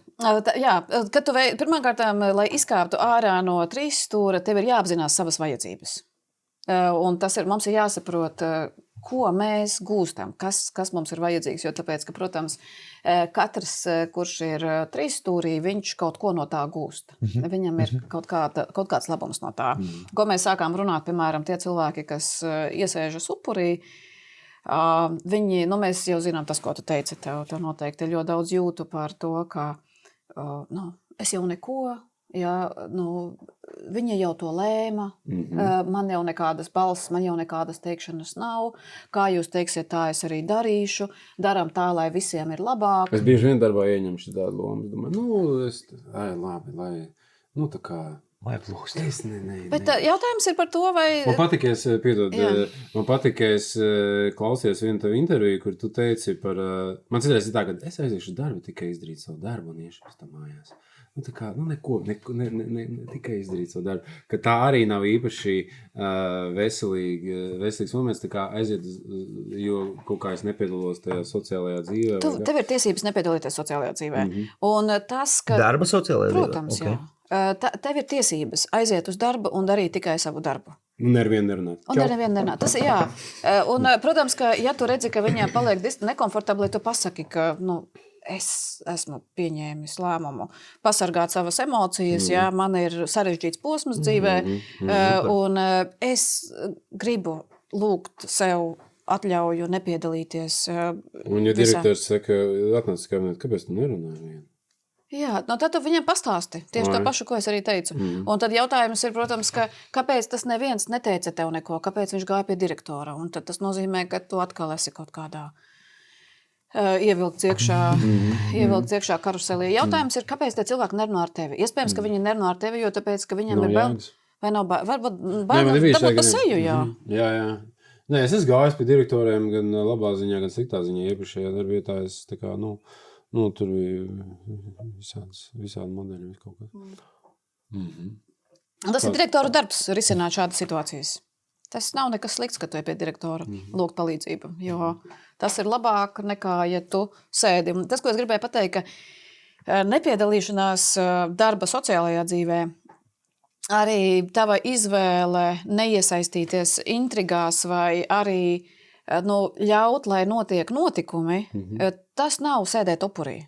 Tev nevajag visu savu enerģiju tur uzreiz, kad man ir jābūt visur. Ja es neesmu pieskāries šai lugai, vai ja es neesmu pieskāries šiem maketiem vai šiem scenārijiem, es nezinu, kam, tad tas nav radīts. Tas neskaitās. Jā, tad tas ir cits process. Bet, ja tu atnāc un vienkārši dari savu darbu, Tas ir pilnīgi ok.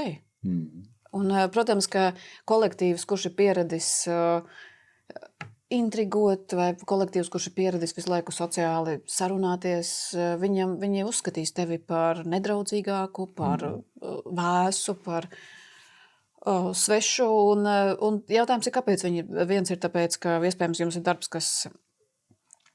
kur tiešām cilvēki rūpējas viens par otru, un ja tu pēkšņi maini savu uzvedību, tad viņiem ir tiesības būt bažīgiem. Kas noticis? Varbūt, ka tev vajag palīdzība, varbūt, ka tu ej cauri milzīgām sēru posmām, varbūt, ka tev ir kaut kādi šausmīgi sarežģījumi dzīvē, varbūt ar veselību, jo tāpēc, ka tāda uzvedība, kad cilvēki noslēdzas, viņi ir tajā brīdī, kad viņi sāk pasargāt sevi. Viņi savāc tās emocionālās spurdziņas, un viņi tos taustekļus emocionālos, un viņi ieiet sevī. Un tas ir pilnīgi leģitīmi, ja kāds paprasa, hei, klausies, es pamanīju, ka tu vairs nepiedalies mūsu vakaru pasākumos, un tad tu vari pateikt, es tā kā jūtu, ir tumšs, un man vajag sevi pasaudzēt, un es negribu, lai darbs aizņem visu manu dzīvi, emocionālo dzīvi, un arī visu laiku, un tāpēc es tā kā nedaudz distancējos, bet neņem to personīgi, es tiešām esmu šeit, es cienu tavu darbu. Un tu to izstāsti. Nu, visi pamatā ir sarunas, saprot. Ja man bail no nāves, kam ir bail no nāves? Man ir bail no nāves, bet Raimondam...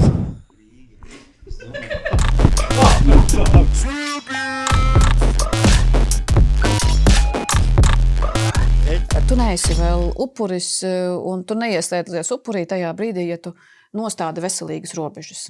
Tas, ka kādam tas nepatiks, tā ir taisnība, jo... Ar tām robežām man citreiz ir tā, ka man ir... man tā kā bez mazai...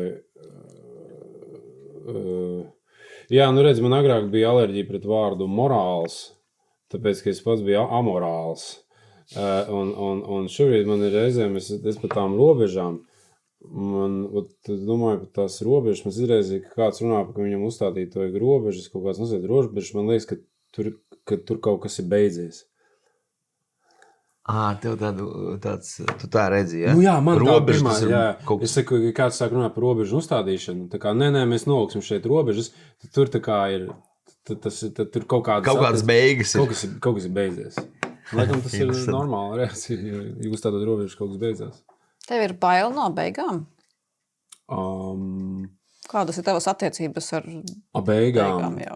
Kas ir slikts, ka kaut kas beidzas? Nu, droši vien nekas, bet tad man liekas, ka tā kā tas cilvēks... Kad attiecības beidzas. Nu, kad ja viņam ir robežas, tad... Tas labi, ka tas beidzas. Jā, tas labi, ka beidzās. Tā ir. Ja viņam ir robežas, tad viņš tā kā nav interesants cilvēks. Tāpēc, ka viņi vairs nevar kontrolēt? Nu. Viņu vairs nevar ietekmēt? Jā. Un tu vairs nezini par viņu visu, tu vairs nevari viņu prognozēt? Un tu paliec trauksmains? Čing-čong, jackpot. Jā. Cik grūti. Viss viņš vairs neliekas interesants, ja viņš vairs nevar kontrolēt. Jā, tu nevari viņu manipulēt. Un ko tu dari? Tu ej pie kāda? Jā, un tas ir beidz runāt par savām robežām. Nebūs nekādas robežas te. Nebūs nekādas robežas. Mēs te visi vai nu ir komunikācija, vai nu nav komunikācija. Strādājam. Kādas robežas? Pa kādām robežām? Mēs esam viens vesels. Dzīvo priekšnieki, kas ir čitē. Mēs esam viens vesels. Jums jādomā par šo uzņēmumu. Dienu un nakti. Jums jādzīvo. Tu nevarēsi. Tev ir jādzīvo. Tev ir jādzīvo šis darbs. Cilvēks tā kā iziet ārā. Robežas ir jāmāk novilkt. Arī pašam. Nu jā. Citi velk, es pieņemu tās. Robežas ir. Nu, pateikt, pieņemsim par iesauku, ka es negribu, lai tā iesauku tāds ir robežas. Bet vispār interesanti, šis par kontrolēšanu. Es saprotu, ka man nepatīk tie cilvēki, kurus es nevaru kontrolēt. Lūk. Es domāju, kāpēc man viņš nepatīk? Kāpēc ar Anģu man viss ir kārtībā? Ar Anģu man viss ir normāli. Kāpēc viņš man nepatīk? Tāpēc, ka tu sāc nekontrolēt, tev attiecības beidzas. Es ceru, ka nē. Nē. Tad, kad, man liekas, kad attiecības beidzas tajā brīdī, kad es beidzu kontrolēt, sāks attiecības. Wow. Padomājam. Tas. Bet vienā sakot, Anža, man ir Anža tik labi. Anža, es visu varu izdarīt. Mēs visu varam izdarīt. Antons, tur man tas viņam to, tur viņš grib iet viens pats, vispār neko negrib ar mani, ja? Nepatīk man viņš kaut ko man pārmet vēl. Tāpēc, ka es viņu nevaru kontrolēt gribu. Ar Anžu man atkal visur, mēs viņam es Anžam saku, davai aizlaižam. Aizlaižam tur, Anža saka, davai aizlaižam. Saka, Anža, davai beidz darīt to, Anža beidz darīt to. Viņš forši, man izdevīgs. Svilpiens vienkārši maksimāls, wow. Jā, kur... Un ir cilvēki, kas paliek ļoti nervozi, tā kā viņi vairs nevar kontrolēt. Un tad viņi sāk stāstīt sliktas lietas citiem cilvēkiem. Tāpēc, ka tad to, ko tu dari, tu sāc kontrolēt caur kādu. Tu atrod un kādam sāc stāstīt, tu zini. Tas sev ir vispār šitāds tevi. Viņam tu labāk tur vispār nemaz neejam. Jā, vai ne? Tieši tā. Jo viņš tev tur var pat... Jā, tu tikai nerunā ar viņu. Jā. Tu tikai nesadarbojies ar viņu. Tu zini, kas tur būs. Jā. Cik spēcīgi. Un cilvēks atnāk uz darbu, un neviens ar viņu neskatās uz viņu, jo tāpēc, ka kāds ir izstāstījis visiem. Zini, kā tu tikai ar viņu nerunā. Un citi arī nerunā, jo tāpēc, ka viņi zina, ka varbūt, ka tu pēc tam izstāstīsi, tu nerunā ar viņu. Jā, un tad šajā brīdī tu kontrolē visus. Kas tas ir? Tas ir cilvēka dabā, šitas te... Vispār man neviens jautājums par to, tas ir tā kā sociumā, es nezinu, jo bez mazai, tagad tā, katrā kolektīvā, kurā es esmu bijis, ir kaut kāds tur līderis vai vairāk līderi, tad ir viens cilvēks, kuram nekas nepatīk, viss, tā kā nepatīk, nav, nepatīk. Tad ir viens, kuram viss patīk, un ir kaut kāds šitās lomas, tad ir labās rokas tur direktoriem, tad ir tādi, kas darbinieki, kur mēģina noteikt kaut kādas iekšējās hierarhijas starp darbiniekiem, tā kā, kas ir tā kā bez mazliet krūtāk par direktoriem. Saproti. Un es vienkārši domāju, vai tas ir tā kā... Arhetipiski tā vienkārši ir, un mēs ieņemsim tās lomas, jebkurā gadījumā. Mēs esam uzbūvēti, ka mēs vienmēr ieņemsim kaut kādu lomu, un mēs nekad nebūsim mēs paši. Kad mājās mēs varam būt kaut cik paši, bet aiziet uz darbu, mēs ieejam lomā. Atcerās darba durvis, un es ieeju vai nu upurī, vai nu varmākā, vai līderī. Vai klaunā. Vai tūlīt nogāzīšu direktoru lomā. Jā. Jā. Tā ir labā ziņa tāda, ka tu mājās neesi lomā. Tas jau ir daudz, jo ir cilvēki, kas arī lomas ņem uz mājām. Oh my God! Bet jums ir jāmeklē citi speciālisti, kas runās par ārpusdarbu, jo tāpēc, ka tā labā lieta ir tāda, ka darbā attiecības veidojas savādāk nekā mājās, jo tāpēc, ka darbā mēs esam noteiktu laika posmu, darbam ir sākums un beigas, es ceru. Jā, jo tāpēc, ka ja mēs nonākam tajā modelī, ko tu stāstīji, mēs visi esam viena ģimene. Mums viens par visiem, visi par vienu. Jā, tad, protams, tur viss būs grūtāk, jā, bet faktiski tā labā lieta tāda darbam ir, ka tu aizēj mājās un tu esi mājās, un labi būtu, ja jūs ejot mājās par darbu vairāk nedomātu. Jūs taču tā darat, vai ne? Protams, ka nē. Tad tev ir jāpadomā, par ko tu tieši domā. Es pat runāju ar draudzeni par darbu. Saku, ka tā un šitā tur. Kaut kādas tādas lietas. Tas ir labi, ja tu padalies. Jautājums ir par to, vai tu turpini dzīvot emocionālo dzīvi. Tas ir, kad kā viņš uz mani ne tā paskatījās, ko viņš tur izdarīja, ko viņš kaut kādos brīžos arī tā ir, protams. Jā, tu runā par to, ka man priekšnieks nodušīja darbā, es atnāku mājās un es sievai, nezinu, sāku sievu dušīt. Es ceru, ka nē. Nē. Tā tam nevajadzētu būt. Un arī priekšniekam nevajadzētu tevi dušīt darbā. Jo ar ko atšķiras vardarbība un dušīšana no atgriezeniskās saites ir ar to, ka tev no priekšnieka kabineta ir jāiznāk ar idejām, ko tu nākamajā reizē... Ar augstu paaugstinājumu. Arī laba ideja. Bet, ja tu iegāji iekšā, lai tu zini, ka tev mazgās galvu un tu iznāc ar algas paaugstinājumu, tad es gribu dzirdēt, kā. Tad tu pastāsti man, kā tu to dabū gatavo. Bet kā tu saproti, tas, ko es gribēju pateikt, ir, ka kvalitatīva atgriezeniskā saite veidojas no tā, ka tu pēc arī smagas sarunas ar priekšnieku iznākot ārā zini, kā tev labot kļūdas, ko tev darīt savādāk, ko tev darīt īstermiņā, ilgtermiņā, ka tev ir skaidrs, kā tā tava rīcība nesakrita ar to lielo vīziju, uz ko virzās kolektīvs, un tu esi to situāciju atrisinājis. Ja tu iznāc ārā no kolektīva, no vadītāja kabineta un vienīgais, ko tu domā, kāds es esmu nejēga, kā es neko nevaru izdarīt, es atkal esmu kaut ko sabojājis, es esmu pēdējais mēsls, ja, kam es vispār esmu vajadzīgs, tad tā nav bijusi laba saruna. Un tā ir nevajadzīga saruna. Un ko tu domā par to, ka priekšniekam vienmēr ir taisnība? Es nedomāju, ka priekšniekam vienmēr ir taisnība, un visi labi priekšnieki zina, ka viņiem nav taisnība vienmēr. Un jēdzīgi priekšnieki nevis paņem savu varu un tagad velk baru uz priekšu, bet viņi prasa, viņi paņem to enerģiju un tomēr ieklausās kolektīvā, un varbūt, ka viņi ies lēnāk, varbūt, ka viņi ies savādāk, bet toties tā iekšējā vide viņa būs daudz veselīgāka un daudz ilgtspējīgāka. Vēl viens vārds, kurš tev noteikti ir iebis. Bet ilgtermiņā noteikti šis, ka vadītājs nevis pārstāv visus un mēģina visus uztaisīt pēc sava ķīmija un līdzības, bet tomēr redz tevi personību ar tavām grūtībām, ar tavām depresijām, ar tavām attiecībām, kuras varbūt kādā dzīves brīdī neizdodas, varbūt ar vecākiem, kuri šajā brīdī pārcieš insultu tajā neatliekamajā medicīniskajā nodaļā. Tu jūties kā dzīvs cilvēks, un tad tu esi gatavs dot arī kolektīvam kaut ko vairāk, ja tu esi spējīgs dot šajā brīdī. Bet tev ir tiesības arī tiešām atnākt, un tev ir tiesības uz savu personisko izdegšanu, tev ir tiesības arī uz saviem personiskajiem nesasniegumiem un arī nebūt perfektam un izcilam vienmēr. Tur ir laikam sāks tās depresijas un kaut kādas, man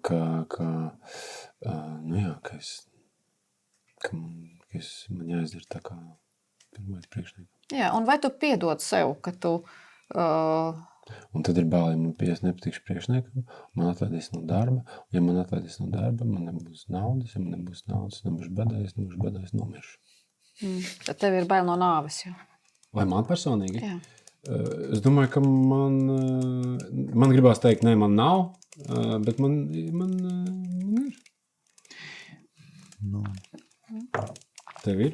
Man laikam nē. Rembo. Nē, ne tā. Kā tev priekšniekiem ir? Mana pieredze vienkārši īpaši nebija ar priekšniekiem nekad dzīvē. Vienkārši nav bija, es nekad nebiju strādājis īsti. Un tad, kad es jau tādā nobriedušā vecumā sāku strādāt, tad man bija jāiet kolektīvā. Un tas bija tieši tāds kolektīvs, kur vajadzēja melno darbu darīt. Un tur bija 30 džeki, kas melno darbu darīja vismaz sistēmā. Un es pieņemu, man ir jānostrādā gadu. Vienkārši, lai es vispār justos, ka es spēju strādāt darbā. Un tad bija tur visādi bija, kā es gāju, kā es tās attiecības veidoju. Tur tik interesanti, es sevi ieraudzīju jaunas lietas, kā tas notiek. Un es nostrādāju gadu. Un bija labas attiecības, un es aizgāju projām. Es pateicu, ir gads un 1 mēnesis, un es atnesu tur uz galdu, un palika labas attiecības. Forši, paldies Dievam. Nezinu. Tagad ir jauns darbs, tagad sarunājos ar priekšnieci. Nezinu, pagaidām, interesanti. Bet jums bija sapulces ar līgu, tad jau jums tā kā kolektīvs domā.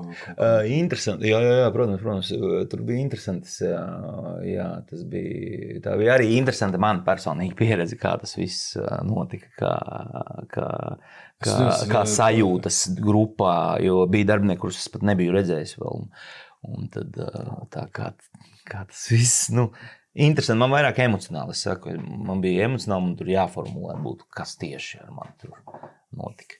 Kaut kādi jautājumi arī pacēlās tās lekcijas vai semināri, kā to nosaukt pareizāk? Darbnīca. Darbnīcas laikā, jā. Bet tu pati esi priekšnieks, tev ir kādi padotie? Ja tā drīkst teikt. 30. Wow! Tad tu zini drēbi. Tad jau tu esi super Bet priekšnieks. tad jau tu Tas arī, nav bet vai tevī arī ir dažkārt, pieņemsim, tādas izpausmes, par kurām tu runā, ka tas nav labi? Protams, tāpēc, ka mēs visi esam, un arī manī ir izpausmes, kuras nav labi. Nu, ja? Un tas ir tas, ko mēs pamanām, jautājums, vai mēs to pamanām, vai mēs to nepamanām, vai mēs atzīstam, vai mēs neatzīstam, vai mēs darām, vai mēs nedarām. Mums ir, vai tev ir supervīzijas, vai tu pārunā, ko šajā brīdī tu varēji darīt savādāk, jo, ja kāds pasaka, ka viņš vienmēr katru reizi izdara visu pareizi, tad tas ir ļoti sarežģīts cilvēks noteikti, jo mums nevajag, mēs neesam tā iekārtoti, lai mēs vienmēr visu izdarītu pilnīgi pareizi ar pirmo reizi, jo tajā brīdī, ja tu nekļūdies, tad tas nozīmē, ka tu neaudz. Un tev ir jāizaicina sevi, jāņem lielāki mērķi, lielāku uzdevumu. Par mērķiem mēs varam nerunāt. Tas nav tas arī tāda ilūzija, kas ir lieli mērķi. Ja? Tu aizbrauc uz Londonu un tu skaties uz tiem debesskrāpiem un tu redzi, ka katrā debesskrāpja stūrī sēž pa kādam CEO un kur tu gribi būt dzīvē. Ja? Tas jautājums ir sarunā ar sevi. Bet jā, protams, ka izaicinājumi ir jārisina interesantas lietas un ir jaunas lietas, un ir lietas, kur ir ļoti daudz jāmācās, ir lietas, kur nav atbildes, jo tāpēc, ka mēs saskaramies ar jautājumiem, kurus neviens nav risinājis, un kas ir ļoti maz apskatīti arī teorijā, vai kur tu atrodi, ka Latvijā nav cilvēki, kas ir gājuši cauri līdzīgiem notikumiem, un tad vienkārši tev ir ar to komandu jāatzīstās arī, ka tas ir tas, ko es zinu, tas ir tas, ko es nezinu.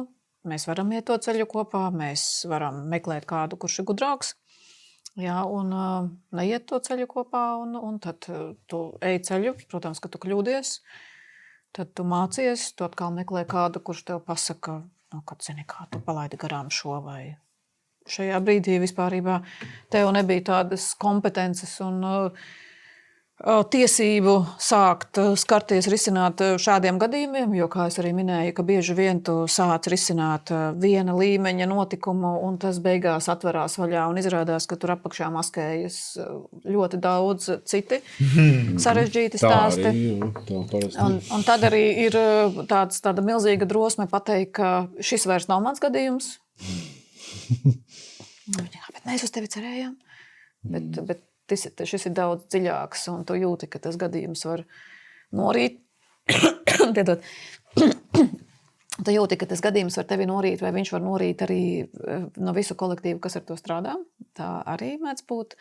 Jo, ja mēs runājam par slazdiem, tad ļoti daudzos gadījumos kolektīvos sarežģītu dinamiku jau ir sagatavoti slazdi.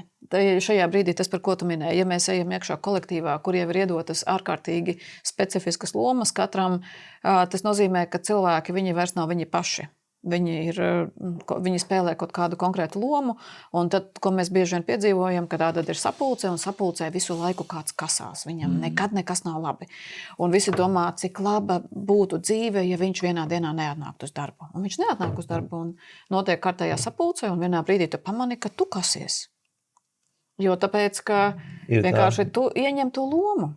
Un šajā brīdī tas nozīmē, ka kolektīva dinamika un grupas spēks un grupas spiediens vienmēr būs spēcīgāks par finansiālu motivāciju. Tas ir pierādīts gan lielos kolektīvos, gan mazos kolektīvos. Vēlreiz. Grupas spiediens būs spēcīgāks par finansiālu motivāciju. Ko tas nozīmē? Tas, ko grupa bīdīs, tas būs stiprāks motivators nekā tas, ko es nopelnīšu. Piemēram, es varu iedot vienu piemēru no vidusskolēniem. Tepatās netālu ir viena klase, un skola laba, bet ir viena konkrēta klase, kur no 29 bērniem 26 ir nesekmīgi. Iedomājies. Svilpers. Jā. Un šajā brīdī tu vari iedomāties, ko tas nozīmē sākt labi mācīties. Es sapratu domu, nav Šajā- stilīgi. Nē, es zinu pēc savas pieredzes, ka būt labam nav stilīgi. Kur tu Jā. labiņais būsi tagad? Vai ne? Jābūt sliktiem. Mēs ejam kopā. Jā, ejam. Un ko tas nozīmē, ka no tiem 26, 3 ir sekmīgi, un tad pēkšņi, ja es arī gribu būt sekmīgs, Jā, Tad tad man tu paliec par ienaidnieku. Jā. Tu atdalies no Melnā grupas, jā. Tu atdalies no grupas, un kas noticis, ja tur slaba palika, jā, tur mājās nevari pateikt vecākiem, kas tu esi patiesībā, jā. Un tas ir tas, kas arī notiek. Ko tu pagaidi, mīļais, ir atvaino. Tu tagad aizbrauc uz to klasi? Nē? Mēs braucam arī uz klasēm. Un jā. kas notiek? Ko tu dari? Tas ir parastā lielā lieta vienmēr, universālais noteikums. Izsauc visus pie sienas. Es sāku. Tu neko nevar izdarīt pie sienas. Tas ir tas, ko domā pedagogi. Ja? Un tajā brīdī es saņemu vēstules, kāpēc bērni nerespektē pieaugušos, kāpēc viņi neklausa pedagoga autoritātei. Un šajā brīdī tas nozīmē, ka kāds iet ar cīņu. Bet, ja tu iesi ar cīņu, tu būsi automātiski zaudējis. Jo tāpēc, ka tu cīnies ar sistēmu, un sistēmai vienmēr ir vairāk laika, vairāk resursu, un vienkārši no viņa tevi samils, un tu aiziesi prom par sevi slikti domājot. Un tā elementārā lieta ir saprast neredzamos noteikumus, jo ir ļoti daudz neredzami noteikumi. Formulēt viņus, atvērt viņus un kopā ar kolektīvu pārrakstīt. tā kolektīva neredzamie noteikumi, kāda šeit ir spēles noteikumi, Jā. kā mēs tagad Viens no strādājam. neredzamiem noteikumiem ir tas, kā būt sliktiem ir stilīgi. Jā. Jā, neredzamie noteikumi, piemēram, ir, ja tu ieej kolektīvā un tu redzi, ka labākie galdiņi ir klases delveriem, vai nu pusdienu pārtraukumos, vai viņi ieņem labākās vietas kaut kur tur, un visi pārējie jau mēs tur nesēdēsim. Ko jūs darat? Mēs vienkārši interesējamies. Tas, ar ko tu sāc, tu izrādi zinātkāri. Es gribu saprast, kā strādā jūsu kolektīvs. Es gribu saprast, kas ir jūsu kolektīva stiprās puses. Es redzu, ka jums ir tāds spēks, ja jūs varat 9 gadus turēties pretī izglītības sistēmai un sasniegt tādus rezultātus, tad iedomājieties, ko jūs izdarītu labu, ja jūs tagad šo visu enerģiju virzītu kaut kādā lieliskā veidā. Un, piemēram, pieņemtu lēmumu kopīgi strādāt tā, lai jūs uztaisītu uzņēmumu un nopirktu lidmašīnu. Ok, tad lidmašīna, interesanti, lidmašīnas gribētu, labi. Jā, un mēs kā... sākam reversi plānot, kas tad mums ir jādara, lai mēs aizietu. Un tas strādā? Tas parasti strādā, tas nestrādā uzreiz, un tas, kas ir... Kāpēc manā skolā tā nebija? Labi, es vienkārši par tevi es dzirdu vispār par tādu, varbūt es neesmu aptēsts līdz galam, bet es vienkārši pirmo reizi dzirdu par kaut ko tādu, ka ir iespējams risināt šādus jautājumus. Tā kā Full Fictionā Cole atbrauc uz Jacksona Hollandu, no kādas lietas. Klausies, bet kas tev jārēķinās, ka tas nekad nenotiek, kā rāda amerikāņu filmās? Tu zini, ka noziedznieks, viņš ir noķerts, un viņam tur ieroci pie deniņiem, un viņš tur atzīstas, un viņš runā skaistos, labi formulētos teikumos, un viņš iziet ārā, un viņš sāk dzīvot labu dzīvi, jo šajā brīdī mums ir milzīgi daudz ieradumi, mums ir milzīgi daudz pašsabatējošās domas, kas es esmu tajā brīdī, ja es atsakos no uzvedības, kas ir bijusi mana identitātes daļa. Kā es būšu Tas ir crazy atteikties, tas ir tā kā atteikties no sava ego, vai tas ir ārprāts. Tāpēc tas nav tik vienkārši. Kā es tagad? Tas ir tā kā vispār nonāk kaut kādā, ja nav supports, ja nav kaut kāds, nezinu, karte vai kas tad. Un redzi kā, un tas ir tas, kur mēs atkal nonākam tajā trešajā liekajā. Es negribu teikt, ka ir skolas, kas pasaka, ka tikai tad, ja Līga Bērziņa atbrauks, tad mēs varēsim kaut ko darīt. Mēs tapsim glābti. Jā, un Līga Bērziņa neko... Bet jūs esat vairāk uzņēmumi? Nē, mēs neesam vairāk uzņēmumi. Latvijā šis zin kā, ir ļoti daudz cilvēki, kas dara izcilu darbu. Arī jaunatnes sektorā strādājot ar vardarbību, strādājot ar deviantu uzvedību, strādājot ar agresīviem kolektīviem. Un es varu jūs savest kopā pēc kārtas ar viņiem visiem. Un tā ir apstākļu sakritība, ka jūs satikāt mani, nevis kādu no viņiem. Ja? Bet tā nav, ka tur kur viņa un viņa to visu atrisinās. Un tas, ka mēs ļoti maz runājam par savu darbu, jo ir ārkārtīgi grūti runāt par darbu, lai es neiedotu kaut kādas detaļas, lai kāds nesazīmētu, ka viņas tās... Tajā brīdī, kad jūs zīmols parādītos, piemēram, TV reklāmās, tad tas mazinātu, man liekas, tā kā, liktos, te jau kas... Te notiek pīti pelnīšana. Es saprotu, ko domāju. Man tā ir mana reize. Jā, un arī, vismaz mums nevajag reklāmu. Jūs jau tāpat visu jo tie klienti, ar ko mēs strādājam darba aizsardzībā, mēs ar viņiem strādājam gadiem. Un turpināsim strādāt, es ceru. Jā, un jauni klienti, ko mēs varam paņemt, ir ļoti, ļoti maz uz atsevišķām lekcijām, kas ir tā kā atvērt noteikumus un izrunāt un parādīt metodes, iekustināt domāšanu vai parādīt citus resursus, lai tu saprastu, ka var savādāk. Jā. Jo vienīgais, ko tu ar pieaugušo var izdarīt, ir iedot viņam informāciju, un tad viņš izdomās, vai viņš mainīs savu uzvedību, vai viņš nemainīs. Bet tā atbildība paliek tik un tā tajos pieaugušajos. Un šajā brīdī, ja es sāku skriet pakaļ un prasīt, vai tu mainījies, vai tu mainīji savu dzīvi, jā, tad tāpēc, ka es nabadzīte, un es iedevu viņam labāko, kas man ir, un viņš nemainās.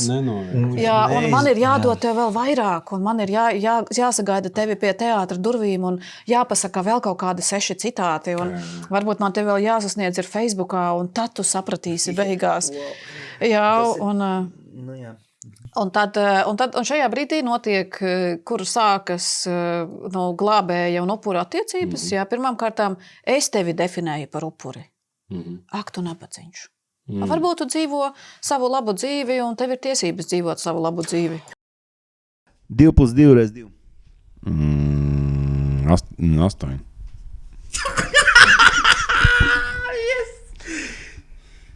Divreiz 2 ir jāreizina +2. Pirmais reizināšana vienmēr. 2 × 2 = 4 + Es skatījos tikko filmu Japāņu. Un es sapratu tur kaut ko. Japāņu filmu par toleti. Vecs par santehnicis. Jā, redzi. Es sajūtu smalkas tur sajūtas, piemēram. Tā nebija. Tēma par tiem, ka viņi ieņem kaut kādas pozīcijas klasē, kaut kur aizmugurē sēž vai kaut kur. Es pamanīju, ka es mācos Lutera akadēmijā, un es pamanīju, ka es sēžu kreisajā stūrītī tur aizmugurē. Un tas ir interesanti. Tas kaut ko par kaut ko liecina? Tas liecina par kaut ko, jā. Jā, par ko tas liecina?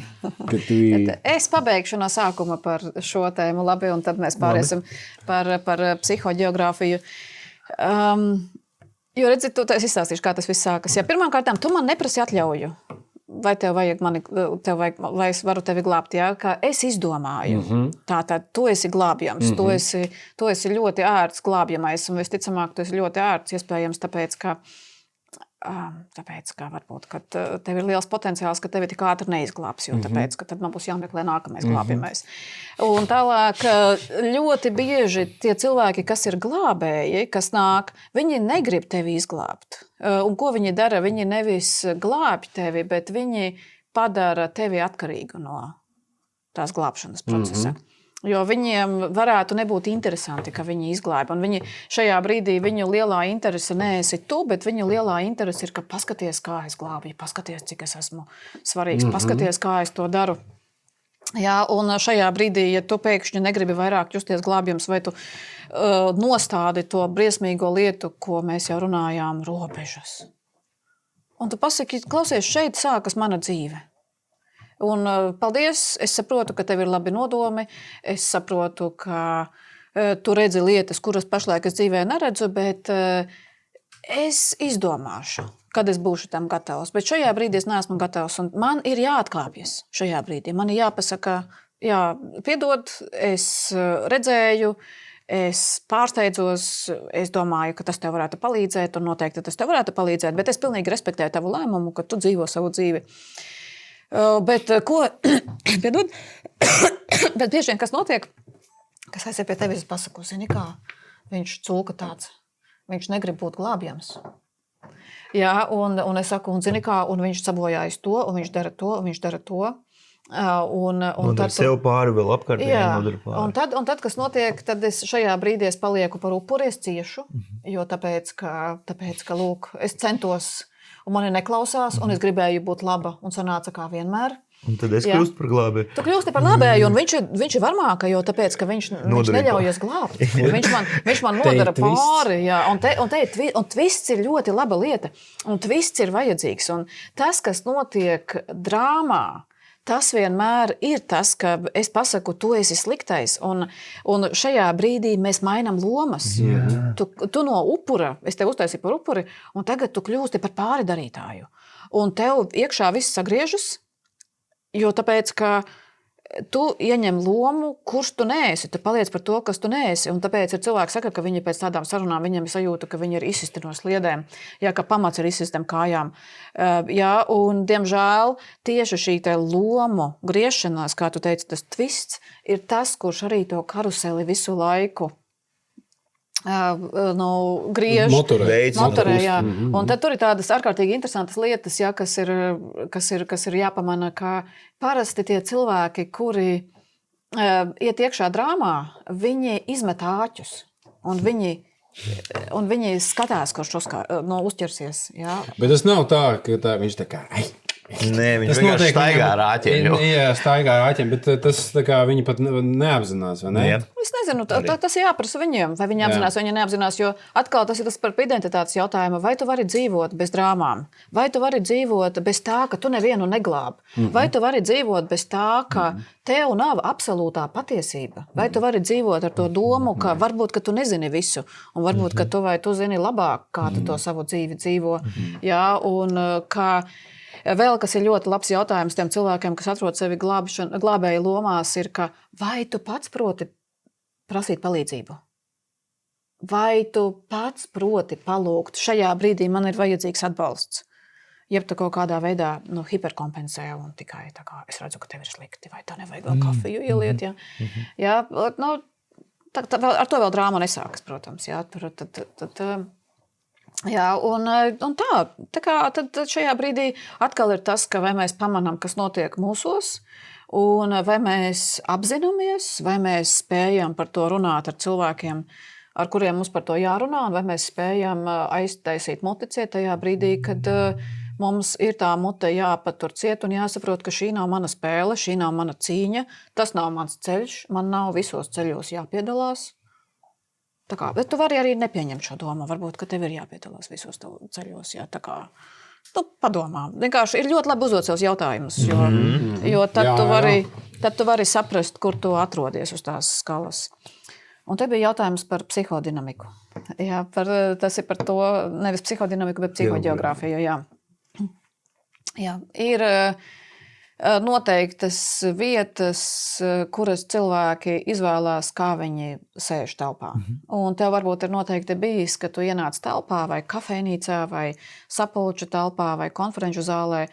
Un es ceru, ka tu spēj pārsēsties vairākas reizes, kamēr tu atrodi to vietu, kur tu psiholoģiski vislabāk jūties. Ir cilvēki, kuri apsēžas vienā vietā un viņi cieš.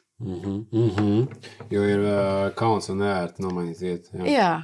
Un iedomājies, ja tu to darīji konferenču zālē un tev ir kauns un neērti nomainīt vietu, jo viņi padomās, tad tas nozīmē, ka tu esi stājies attiecībās ar visiem 450 cilvēkiem, kas ir konferenču zālē, un tā ir ļoti grūta dzīve.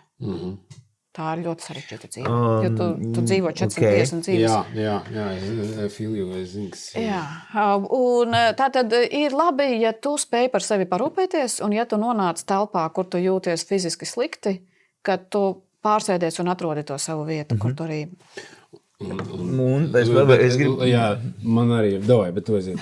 Nē, es pabeigtu. Es apsēžos tur tajā kreisajā pusē pašā tālākajā telpā. Tas ir pa kadru, ka viņš Un es skatos uz visu šo. Jā. Es šeit sēžu, tur ir pasniedzies, šitā ir viena riņa tur, un tur durvis ir.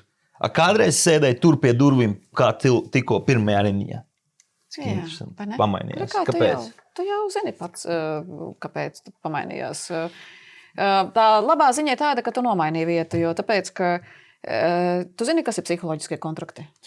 Mēs toreiz runājām mazliet par to, tas ļoti interesanti, kas ir psiholoģiskais kontrakts. Jā, psiholoģiskais kontrakts ir tas, ka tajā brīdī, kad tu ienāc iekšā telpā, ne tikai telpā, arī attiecībās, arī jaunā darba vietā, tu noslēdz ne tikai formālu līgumu, bet tu psiholoģiski kontraktē kaut kādus noteiktus noteikumus. Piemēram, šodien jūs atnācāt šeit, es jums sataisīju kafiju, sataisīju smilcēkšķu sulu, jā, un 1, 3, 2, 4 reizi, ja mēs vēl tiekamies uz sarunām, jūs jau zināsiet, ka te būs kafija, un jūs jau esat kontraktējuši. Mēs esam tāda tā neredzamā vienošanās, ka, piemēram, es rēķinos ar to, ka jūs būsiet laikā, jo jūs bijāt laikā un visu cieņu, jo es nesaprotu, kā cilvēks sestdienas rītā var atbraukt laikā tik agri, bet mēs ieradāmies visi 3 ar minūtes atšķirību. Jā, un ņemot vērā, ka vēl bija jātīra mašīnas no sniega un ledus. Tad tālāk nākamais ir, piemēram, ja šeit ir pasākums, vai mēs pēc nedēļas, 2 nedēļām, mēneša tiekamies un mēs sēžam šādā te secībā, tad visticamāk, ka jūs arī sagaidīsiet, ka šī vieta ir rezervēta tieši jums. Un kur notiek tā īstā lieta? Varbūt, ka tev nav psiholoģiskie kontrakti, bet tas ir ļoti slikti, jo tāpēc, ka tas nozīmē, ka tu brauc iekšā cilvēku dvēselēs, nepamanot to, ka tu dari. Nu, mēs pamanām, un mums ir ļoti... Jā. Un tas ir labs sākums.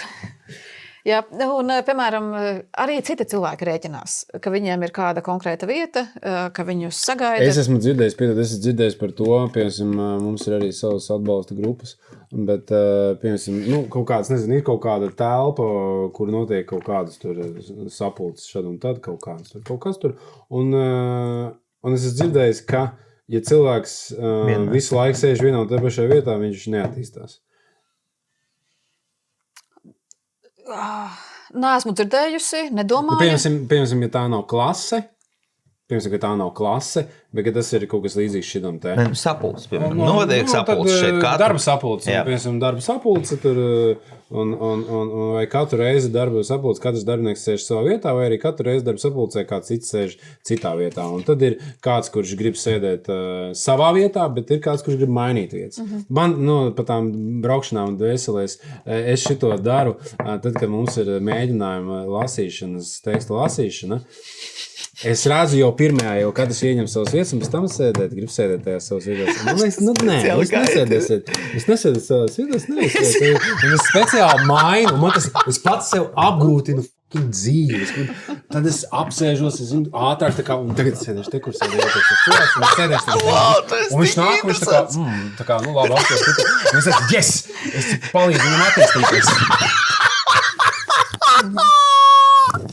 Wow!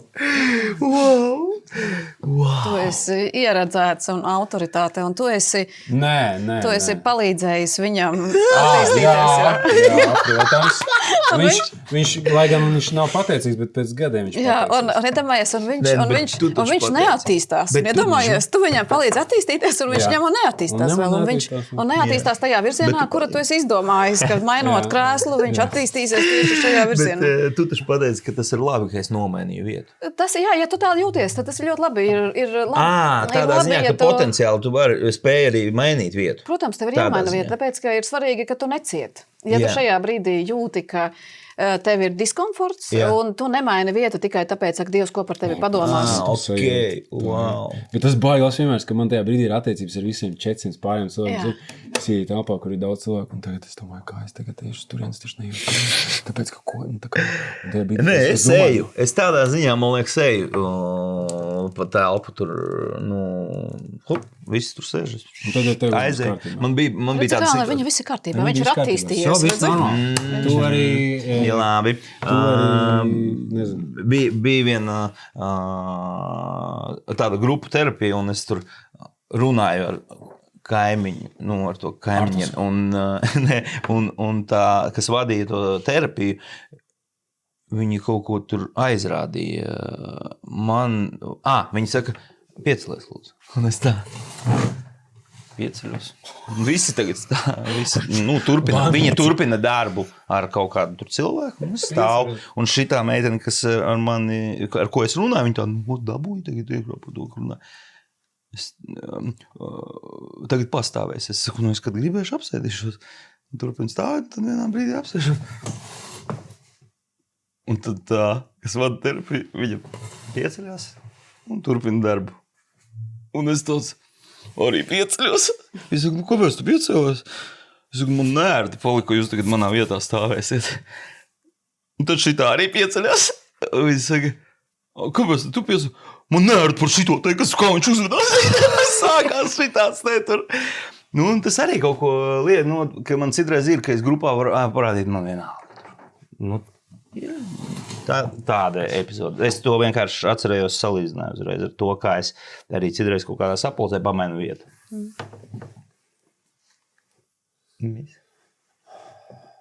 Paldies tev, Līga. Mēs visu neizrunājām. Jā, ir tā sajūta, ka vēl kaut ko varētu Bet priekš tam ir atliksīta dzīve. Jā, un mums pieder viss pasaules laiks. Ko tu varētu pateikt vēl par mums kaut ko? Raimu. Bet tu taču gribēji par mūsu kolektīvu kaut ko pateikt. Man pašā sākumā teici. Kaut kāds mikroanalīze. Vai tu jau vari veikt mūsu mikroanalīzi? Tu nedzirdēji? Es dzirdēju. Nē, ka Kaspars teica, ka viņš gribēja mikroanalīzi. Tā, vīri. Tu nebija klāt. Kā džentelmeņi. Man ļoti patika. Jā. Paldies tev liels Paldies. par tavu laiku. Jūs esat kolosāla komanda, un es ceru, ka šo ceļu, ko jūs iesākāt, jūs turpināsiet. Un paldies par jūsu atklātību, un paldies par jūsu dalīšanos. Un es domāju, ka tas ir tik svarīgi dzirdēt cilvēkiem, jo tāpēc, ka visas pareizās lietas mēs varam izlasīt grāmatās, bet tas kolosālais ir tas, ka mēs esam ceļā, un mēs vienmēr esam ceļā, un ir svarīgi saprast, ka mēs nevis sludinām kaut kādu absolūto patiesību, bet mēs meklējam to ceļu vai to svilpienu, kas atsauksies, kurš vilpos. Jā. Kurš vilpos? Uz ko tas sauks? Jā, un kur tas aizvedīs. Tā kā paldies, komanda. Jā, paldies jums liels. Paldies, Andrej. Andrej, paldies tev liels. Paldies.